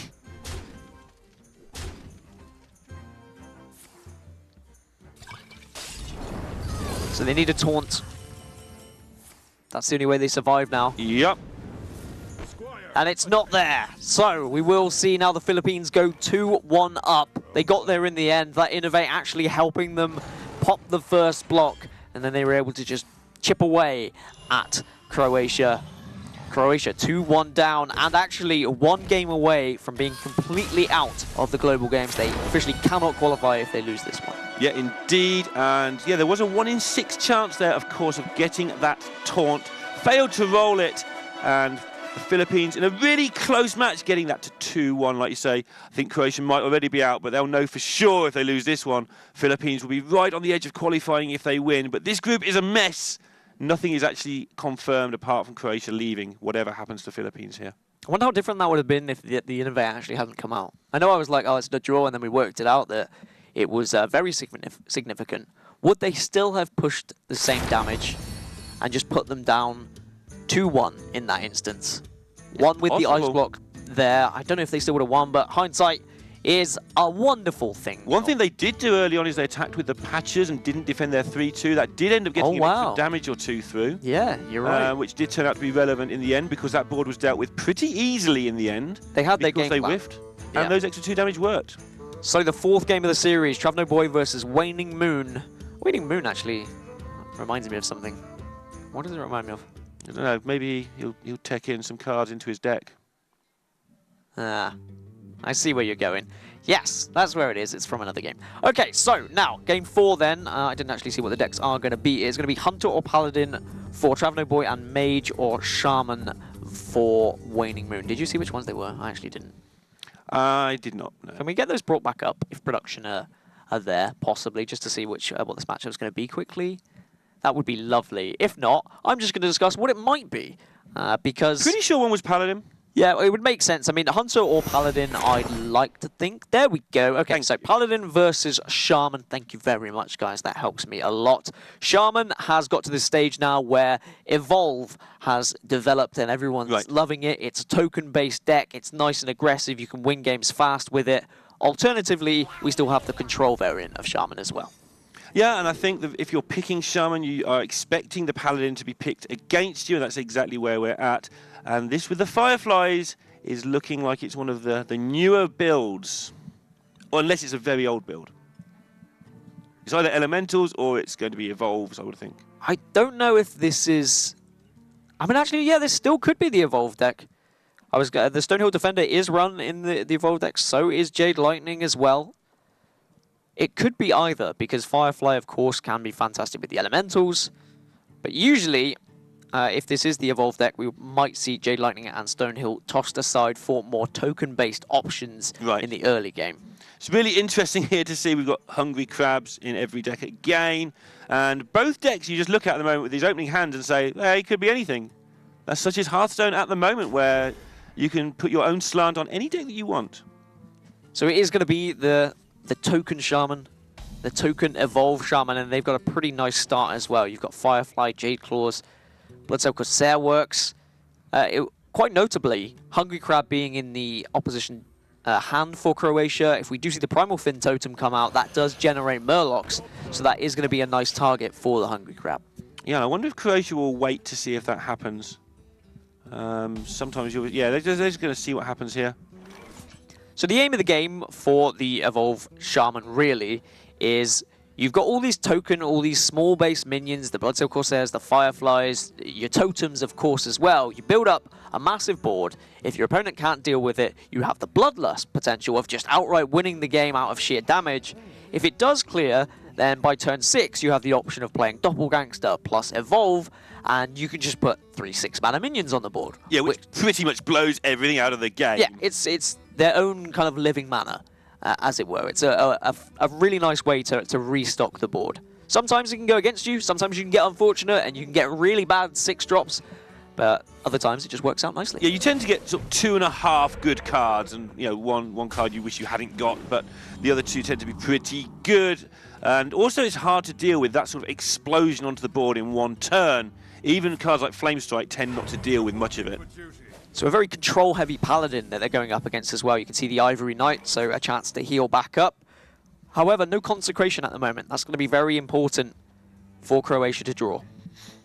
Yeah, they're going to have to find a way to clear this up at some point. They're in no hurry for now, but they're going to mentally be worrying about this board because they know that they've got to keep it clear because of the double Bloodlust they're likely to be facing.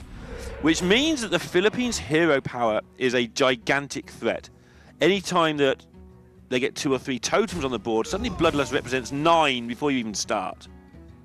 And the fact that they've got the Bloodsail Corsair plus patches as well, it's when they want to put the Bloodsail Corsair on the board. Are they wanting to get the value onto something like a True Silver, or do they have more value in the fact that they are actually going to get patches on the board without playing him for 1 mana? Yeah, that's a really difficult call as well. Of course, each individual turn, you're only 1 in 20 or so to draw that patches, but the cumulative odds of that happening will eventually get you if you're not careful. But they're choosing to save it and take down the True Silver, which I think makes a lot of sense. Could change now. So there's 2 options. You could either Bloodsail Corsair plus Jade Claws. Alternatively, you could just Maelstrom plus Jade Claws. They do similar things. Perhaps the Maelstrom route is better because you have the Corsair still as an option to remove any weaponry that might come on down. Come on down! True Silver Champion! The mana cost is right. Okay, so I think they're going to decide now, when do we use this Maelstrom portal if we don't use it now? True. Is it ever going to get better value than killing a Divine Shield? We know we're not up against Murlocs, unless they've had the worst ever draw, in which case, haha.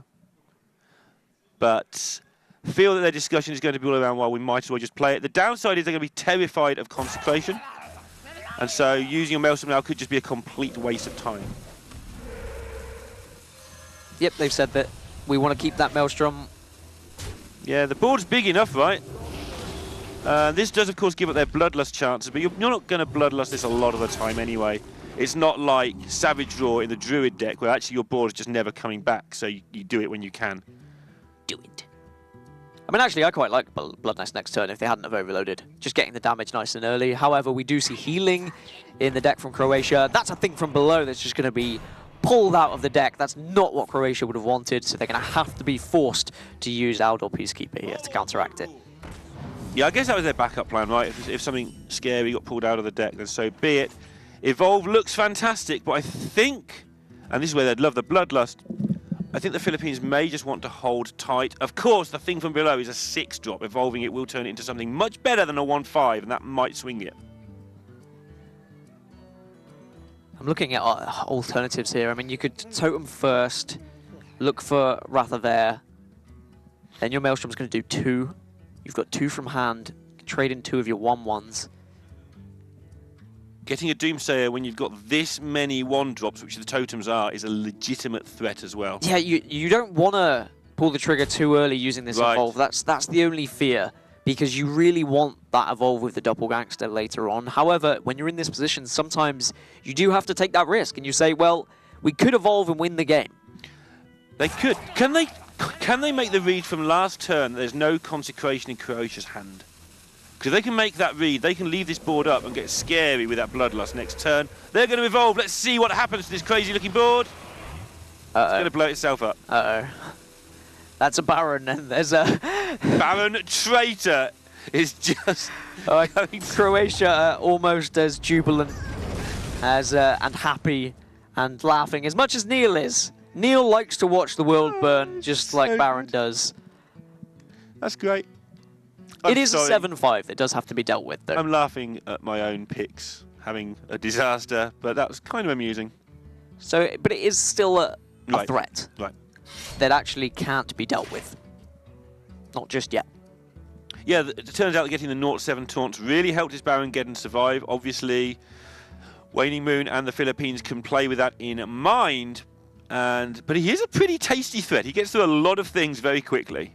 And does a lot of damage very quickly as well at 9 a turn. Yeah, exactly. So it's more damage that's going to go to the face. So as much as we laughed and as much as Croatia were having a little giggle as well, it is at least still something that has survived for the Philippines.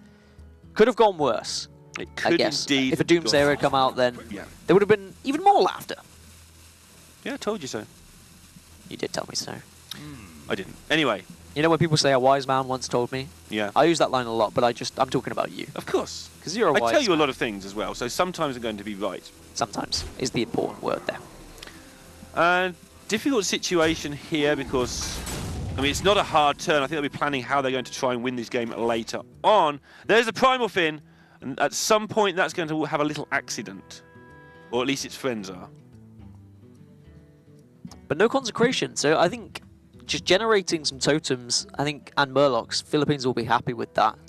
They've got the Corsair, they can get the True Silver down to a 4-1 if they want, rather than the 2 attacks. Remember, but I guess, yeah, Baron just blows exists. everything up. Of course, yep. Completely forgot that was even on the board. So I think that Waning Moon here just clears the taunt out, hits face for 7, clears the board for another 2, and says, look, you need to deal with this 7-5 on the board, and you only have a True Silver. I guess they're considering playing the Bloodsail Corsair, just to get rid of one of those charges, but they can be sneaky. I think they can wait a turn, let the Baron get killed, and then take down the rest of the weapon. So Primal Fin Totem does survive. Right. Of course, the Murloc doesn't. Also, the Primal Fin Totem, I guess they're looking at it, might bait out an attack from the True Silver, which can then just be eaten by the Bloodsail Corsair and got rid of.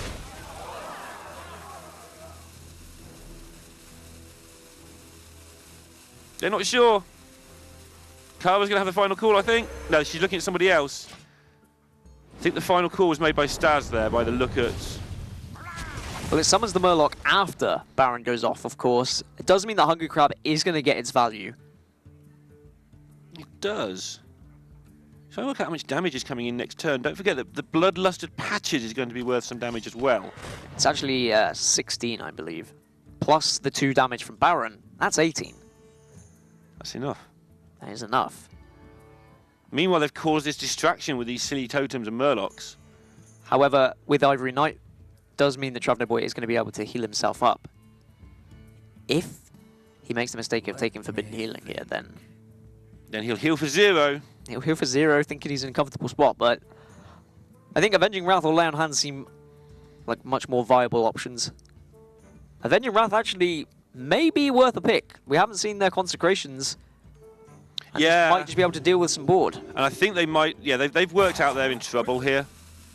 So they've managed to save that, and suddenly they're not in trouble anymore. But this was a great play of this totem, because it has just meant that this True Silver is going to get eaten up. And they actually take down the Murloc for the 1 point of damage there. I wonder whether they're going to be considering just using the Bloodlust just to push some damage to face now. I think, yeah, they're going to play the Corsair to get rid of the weapon. That's something they've waited for since turn 1. You highlighted it on turn 1. They're not playing it. They're going to choose whether to get the patches out of their deck or to kill a weapon. They've gone for the weapon option, so this is like a given. And then the question is, do we Bloodlust? And they've got to think about the Bloodlust first, because if they play the Corsair and then sit around thinking forever what to do next and then do nothing, they just telegraph the Bloodlust in their hand. And because they have a second one, I feel they can afford to burn this Bloodlust for what would be 6 face damage from nowhere. Or you could trade in one of them to make sure that the Ivory dies, to make it awkward for that Baron to be traded off again. Sorry, 9 face damage. Yeah. Yeah, so you will just put something into the Knight most likely. Probably the Primal Fin. Just to get a little bit more damage. Yeah, so now we see Croatia down to just 11. They do have the Avenging Wrath as an option now, though. And because of Baron, they're on to 9. Yeah, they're in a world of trouble if the Avenging Wrath doesn't do its thing, and it's not favourite to kill the Gaddon. No, it is a risk. So as alternatives, they've got Curator, they could Hungry Crowd plus Spike Rich Steed if they would like. Yeah. Yeah, this just stops the onslaught because they are just dead to so much next turn. You're turning your head, you're right. No, I was just trying to look at the Philippines if they were the right one. Jade Lightning, so if they hero power, they could get Jade Lightning plus Maelstrom as lethal. So if they hit the Wrath there, that would be massive. Am I right there? You are right. They hit Wrath of Air, they get Jade Lightning for 5, they Maelstrom. Indeed it is. But no, they're going to be 1 off. Jade Lightning only produces a 2-2, I believe, which means it'll get blown up by the Geddon, but they can just Jade Lightning the 4-6 and clear the way at the end of turn, or they can Maelstrom and try and get a charge minion. So you could get patches. Stone but to that Spore. seems...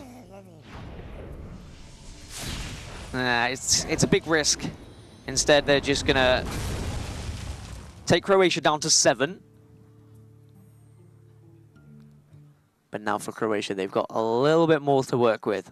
Turn 8 is always a good turn for Paladin. Yeah, and this is so much help. Just getting them out of the danger zone for now. And also finally challenging this Geddon that's just been sitting around chilling, if something that hot can chill, for a long time. I got that from your chilly notes on the floor from last week. Yeah, they're still here. I should have picked them up, really. Oh well. No one will mind. So do you just trade this Baron now? I think you may have to. Otherwise, the Paladin's just going to get out of reach. I think you trade the Baron, you play what you can, and hope the next turn you're going to have lethal with the Bloodlust. But as I said, that as soon as it hits turn 8, the Paladin gets very awkward. He's already seen the Curator, so he knows Primordial Drake is a possibility. I mean, there's 9 cards. Is it 9? Yeah, 9 cards in hand for the Paladin here. And they haven't done a whole lot all game. In fact, they've been struggling to clear. And Philippines will know that they're in a world of hurt. But like you say, if they don't clear this, it's always damned if you do, damned if you don't, which is more likely. I feel they will trade and spam the board. And then they know that they're probably not going to get through at that. It's whether they go for a Bloodlust. No, I think you have to save the Bloodlust. I was thinking they could go for a Bloodlust, get them down to just... What would they get them down to? To just 3, because of the Baron as well. And then that would have allowed a possible Jade Lightning off the top to win them the game. Healing Totem turning your Light Warden into a 5-1. Ragnar's will turn it into a 7-1. They do have to deal with it. So Philippines, they're saying, well, actually, no, Croatia, we want to make you deal with this. We're not going to do it ourselves. Yeah, and they kept the Primal Fin back, which to me suggests they are going for a second reload, although they keep hovering over it as if they think maybe we should have dropped this. And at some point, they do have the opportunity as well of going for Doppelgangster into Evolve. Yeah, they still have both Doppelgangsters left and 1 Evolve left. So they will have time, although they are down to 16 themselves. We need to keep an eye on that. That's just sort of sneakily happened from nowhere. Well, not from nowhere. They've been hit for 14 over the course of the game. So if Croatia do decide to just play the Drake and then not deal with Baron, then there are options of Philippines being in a comfortable position or getting potential of drawing for lethal. Ooh. For a moment there, Travno Boy was just pointing at the face and scared the life out of his teammates. Oh, worst target as well. Hasn't gone face. Just healing up the Pyromancer there. Good pickup here for Waning Moon. Going to allow him to cycle through this deck. Obviously, he'd like to have picked up an actual card, but this is like second prize. And I feel now that they can't even go wide because they know there's going to be either 2 spells or a Primordial or something, but what can you do? No, it's just a case of putting stuff on the board that is going to be wiped. It's not going to be wiped very comfortably. It's just the end of the game. Yeah.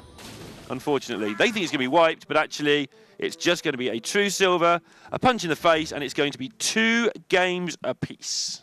Yep, Croatia just managing to sneak back into it. It was looking like Waning Moon was in a decent position. Did have the 1 in 4 to win the game. If he had rolled the Wrath of Air Totem, he would have been able to actually take this one for the Philippines. But instead, we're going to go the whole distance. We're going to go to a game 5, and we are going to get that ace match. I'm just looking at who is going to be the ace player. So it is going to be Kamikaze, and it is going to be Waning Moon coming in again as the ace player, Neil. So Kamikaze is going to have a choice of Druid, and Waning Moon is going to have a choice of the What's other the other 2 deck? classes. Druid and what? Or is his only choice Druid? There's Warlock. Is it? Oh, okay. I get where you're going. Leave Warlock alone, man. They came so far and they've tried so hard. But in the end, it doesn't really matter. Doesn't really matter. Sometimes just doesn't work out. Again, no one managing to build a Warlock that really works, apart from Romania, who have done. Philippines going to go with the Mage, and Kamikaze going not with the Warlock. And it's going to be Druid versus Mage, a matchup that we've seen already today. Yeah, but the difference is it going to be that Jade Druid as that possible for an ace match? Jade Druid, of course, so fantastic in the control meta and works really well in Conquest, to be honest. However, this format is slightly different. It can just be blind picks, and perhaps the aggro Druid is a little bit better in this meta. Yeah, I think... In this tournament meta. In this tournament meta. That's interesting, actually. I hadn't noted that. Yeah, definitely in Conquest, I prefer the Jade, personally. I think there's just so much control out there, even before the Grindfest this weekend that Muzzy won. Yep. But I think that pairing with Warlock, again, I just think if you pair with Warlock, you don't pair it with an aggressive deck. You just think it's outright Jade? I don't know. It'd be interesting to see, but... And what spot, like, Jade is in a good position as well at the moment. Like, I mean, on ladder it does well, in Conquest it does well. I mean, even in this format it can do well as well. Right. Because even against the aggro decks, you've still got that option of just the Feral Rages and, of course, the Earthen Scales that can just get you out of reach. But then they just outright win control as well. Yeah, I mean, I'm a big fan of Jade Druid. Sorry, everybody, I know. Personally, I think it just goes well against almost everything. And it is going to be that Jade Druid against the Secret Mage. And this is important because the one mage that Druid doesn't like is the Secret Mage and those nasty mirror entities that you can play around, but it's a little bit tricky. Yeah, Mirror entities, counter spells, they can be a little bit of a nuisance for the Jade Druid. However, as you quite rightly said, Jade Druid is just good against pretty much anything. It always has that chance. However, Secret Mage does have that possibility. And Faceless Summoner, Neil, I mean... every week we touch upon where Secret Mage is, how they're developing, is there any new exciting cards? And Faceless Summoner has somehow just appeared because Philippines have been like, actually, let's just throw a chance of this winning us the game. Yeah, you've got to decide what you want to do when you start running out of cards turns 4, 5, 6, especially a Secret Mage. Do you want to play Water Elemental? Do you want to play Burgly Bully? Do you want to play Faceless Summoner? And those are sort of the choices, really. Which particular deck slot, which mana slot do you want to fill up? And they've chosen to fill up the 6. Kamikaze has got all of his ramp, though. Jade Blossom, Nourish, Innovate, he's got a lot to play with, so in a relatively decent spot. Yeah, having the Nourish and the ramp is always such a good combination because it just takes away all thoughts of what do we do with our Nourish. You empty your hand, you make some Jades, you fill up your hand, you make some Jades. Sounds easy when you say it like that. It does, yeah, you make it a lot more easy. That's like coaching classes. Coaching by Mr. Bond. Wow. You went to the Mr. Bond so early in the day. Too early. Too soon. Too early. All right. Philippines going to pile on the pressure. So while Croatia are busy fiddling around with their ramp and their not much happening, Philippines are building up this board, but they're going to have to build it up quickly because it's double innovate with Nourish and Jade Blossom is going to make a big impact next turn. They could just do it this turn. If they want, they're actually going to use it to get a board presence instead. They're saying, no, actually, this is a scary potential coming from our opposition. We don't want to allow this to get out of control, so let's try and put a stop to it now. Frostbolt plus Counterspell seems very juicy, especially when you know this is a potential Nourish turn coming up.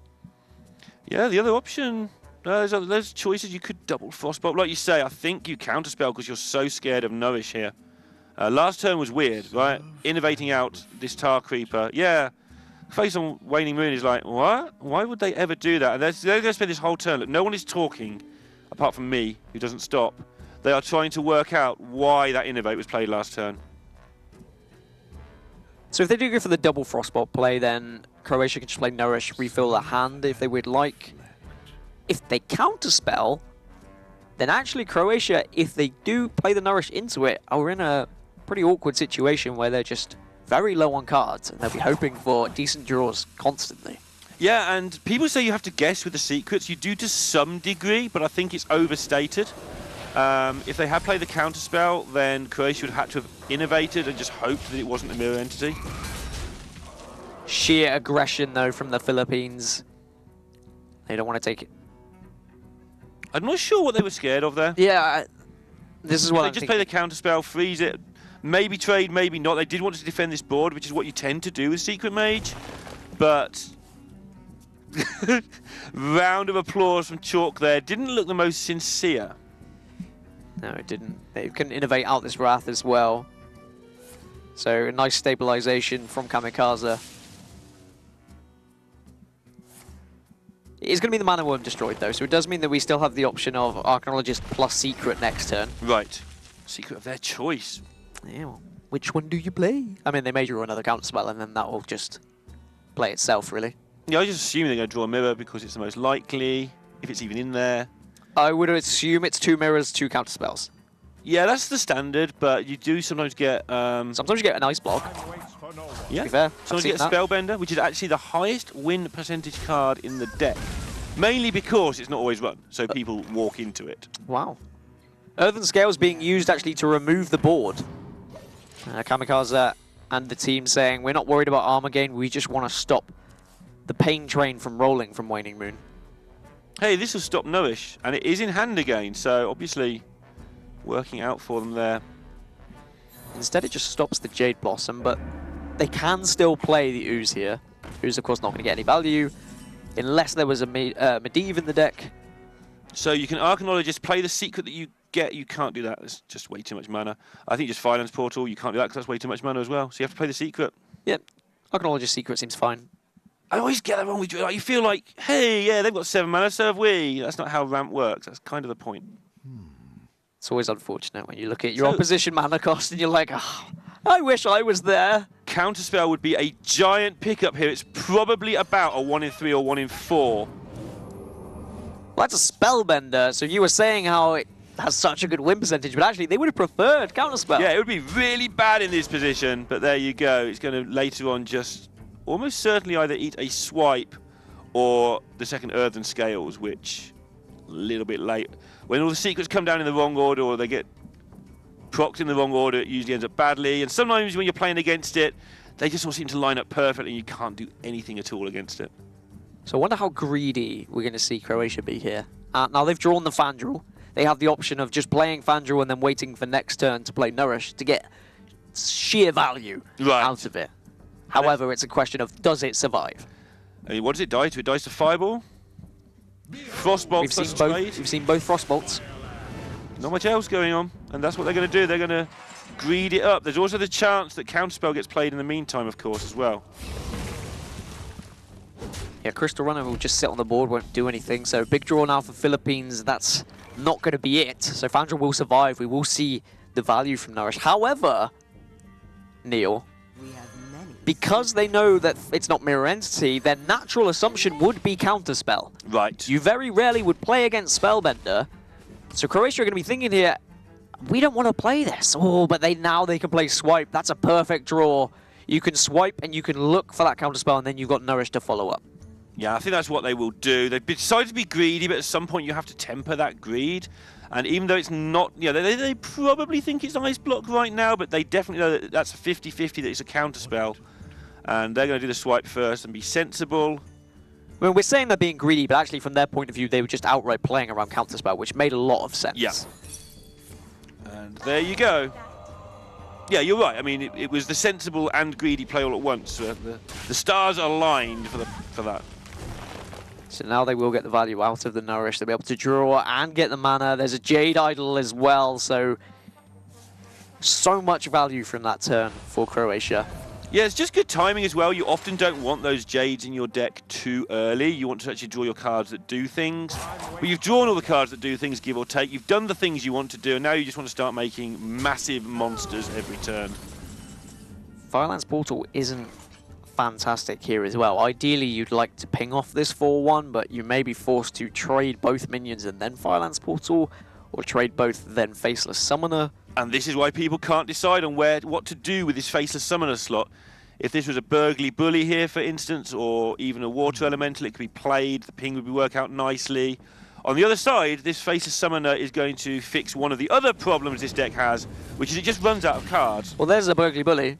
And that fixes that problem. It fixes that problem. They use it on the 4-1 instead. They don't really mind about the 5 damage. All they want is board pressure at the moment. Yeah, feeling in the curve nicely, of course, the Firelands. Board pressure, not fantastic, but both teams are out of stuff. Both Nourishes have gone, and we haven't seen an Arcane Intellect yet from the Philippines. So, although it looks like Croatia are in the box seat here, this is going to be really close, and just an Arcane Intellect, or even a glyph into Kabbalist Tome, something like that, will still be fantastic for them. Or an Auctioneer for Croatia, which may be why they're keeping Jade Idol. Exactly for that, they want to keep a 1-mana smell. 1-mana smell? Wow, that's what would a you think of this. What would a 1-mana smell like? Oranges. Okay, that makes a lot of sense. It's also thematic. Oh, that's a Slithered Swarmer. That's not going to help out. That's an absolutely awful random minion to be summoned. Of course, can only do damage when you've attacked previously, and unless they have an Atish in their deck from Medivh, that's just going to sit there. And that is unlikely, but not impossible. We have seen, like I said earlier... There's an Auctioneer as well! Such a good play from Croatia for keeping that Jade Idol. They could have said, no, actually, we want more board presence, but instead, they hedged their bets, they wanted draw, and this could be a game-winning play. Yeah, the FanDuel has put a lot of idols into that deck, so there's a good chance of getting more, and there is more. Somebody's going to be on idle account watch just to make sure they don't use them all by mistake, but filling up the board with this much stuff might not matter if they do just spam the board. Spam the board, they don't have to worry about the 3-5 that's just sat there either, but there's the Arcane Intellect, there's the possible way back into the game for the Philippines as well, as followed by the Glyph, Neil. It's like we're predicting everything. We promise this is live. I'll put my shoe on my head later if you want me to prove it. Please do. Please do. Alright. Polymorph? Polymorph seems good at this point. Vaporize seems to do the same thing as Polymorph, but your opponents get to direct it. The only thing that's good about that is it only going to cost 1 mana, so you can do something else this turn, whereas the Polymorph will eat up your whole turn. And Freezing Potion, nah. Why? Not needed right now. So the only question here really is, if you get this Vaporize up, if you don't mind trading the 5-5 into the Auctioneer, which you're probably doing anyway, you can actually Vaporize and either AI or Counterspell now, but the Polymorph does make more sense. It's a real shame that that minion is just sat there as well, the Slithered Swarmer. Yeah. Could have been very different. Not at all what they needed. It's entirely what they didn't need, in fact. Oh, and there's a Primordial Drake as well. I mean, all the late game now is arriving for Croatia. Keeping that Jade Idol in hand for their Auctioneer, realizing that that was their only card draw versus the potential just constant bits and pieces going on for the Mage deck. And that was their way out. They played to it and they've got it.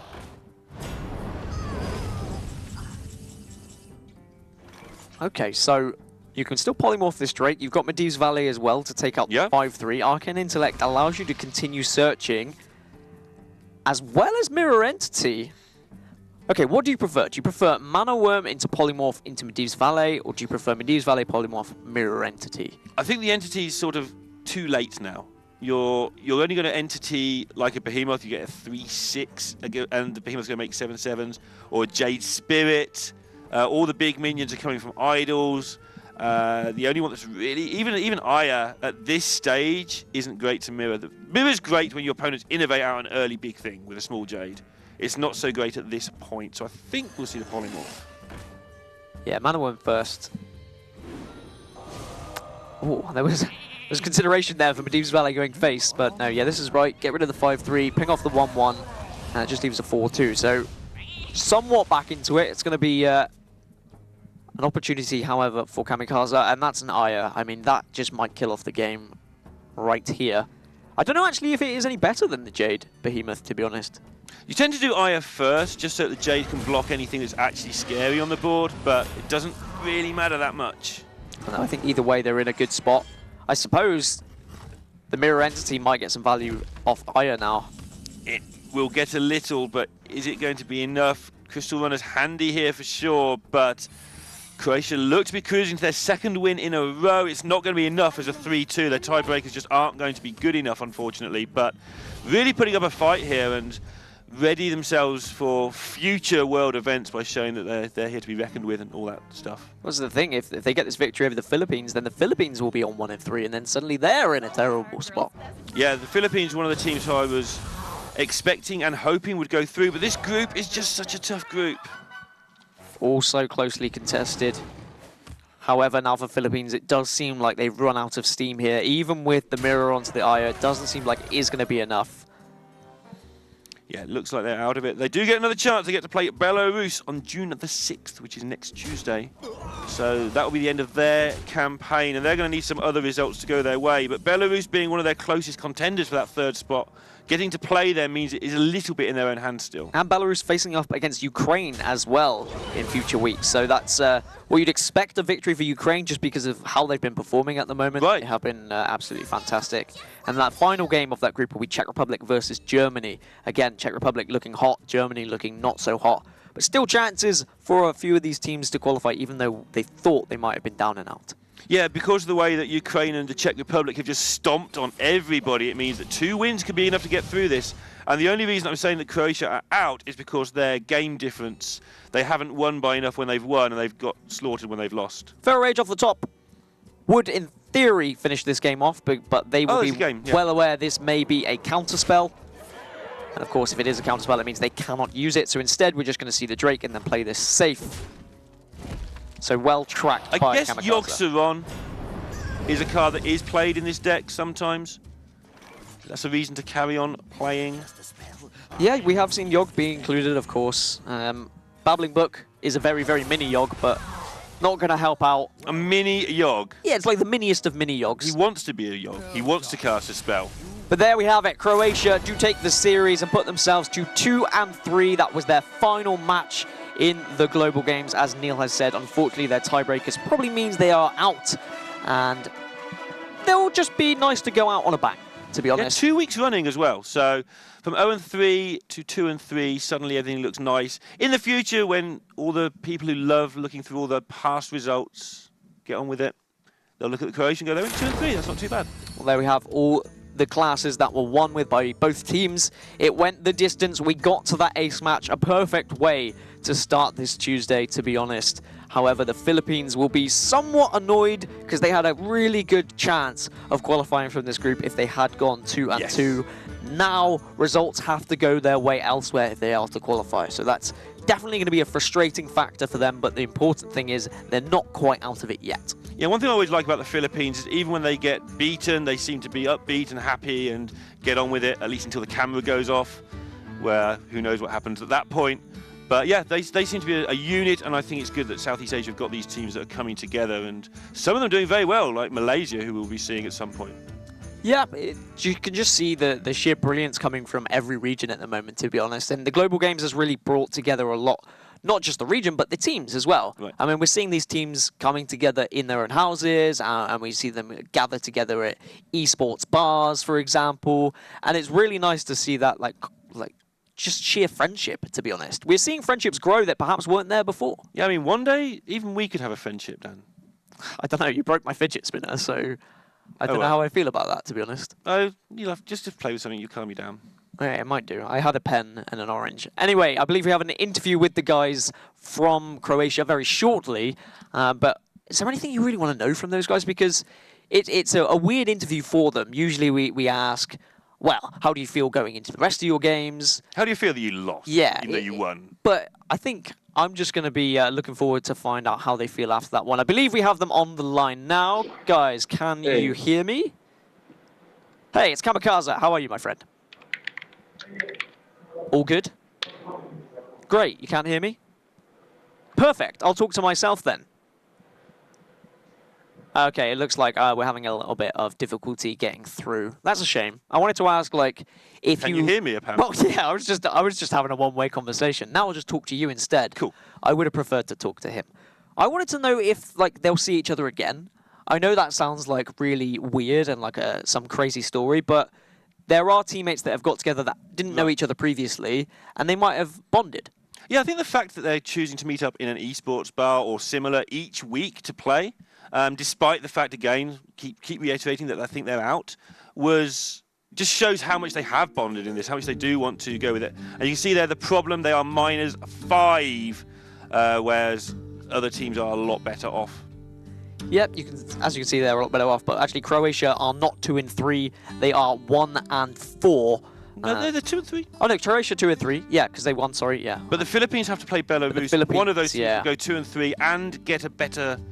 Yeah, it's all that game record that makes the difference when it comes down to tiebreakers. So unfortunately for Croatia, they are going to struggle. However, it is the Philippines and it's Belarus that are going to be trying to fight for that 3rd spot. Even Germany do have a chance for it as well, Neil. Can you see the Germans getting back into it? It's a tough situation to be in. I mean, it's completely and utterly out of their hands, apart from the one match they have to win, and they have to win it well.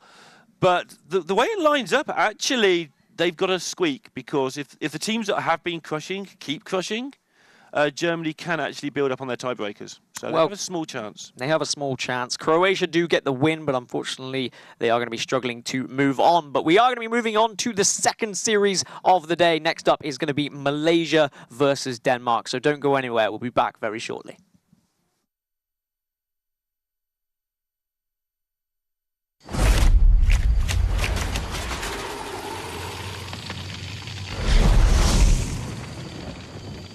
We're almost there. Quiet down, everyone. This is not like any of our previous expeditions. This will be far more ambitious. We're stepping into a land of primordial wonder. Infused with astonishing elemental energies. The plant life here holds very unusual properties. So don't touch anything. And while you may be excited to see the local fauna, you might want to make sure they don't see you. Because their powers of adaptation are devastating.